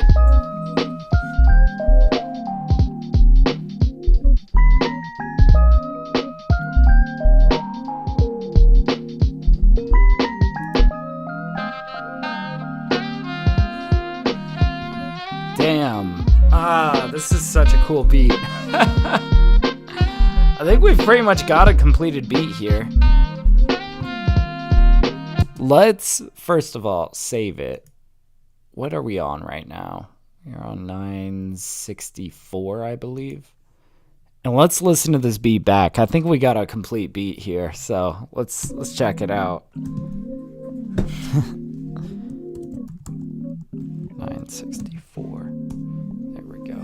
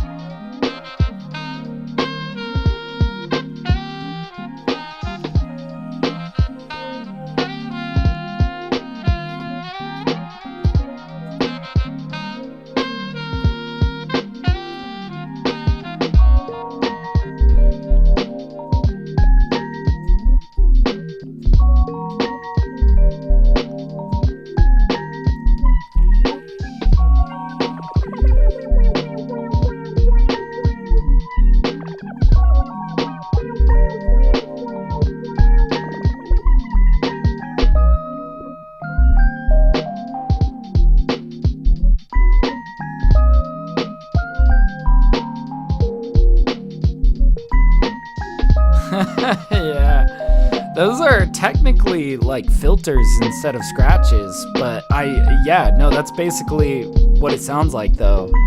I wish I knew too.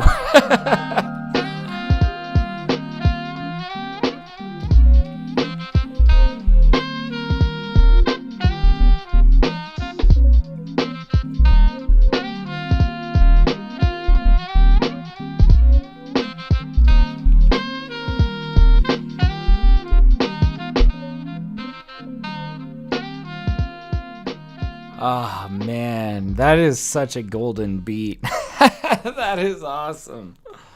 All right, so I thank you guys for hanging out for this beat. This was a really sick one. I think we'll call it a little early today. I've got some tendinitis going on my shoulders and whatnot. But I will be live tomorrow on Twitch. If you guys want to come through, we're doing a beat battle. We're doing a rap cypher. Submissions are open until 1 hour before the start of stream. But yeah, it's going to be live on Twitch tomorrow. We do a competition day, first Sunday of every month. So go check it out. If you haven't checked out the Twitch yet, go pop in, go see what's going on over there. But damn, thank you guys so much for watching. Yeah, we'll do this again next Saturday. This was sick. All right, I'll catch you guys later. Peace out.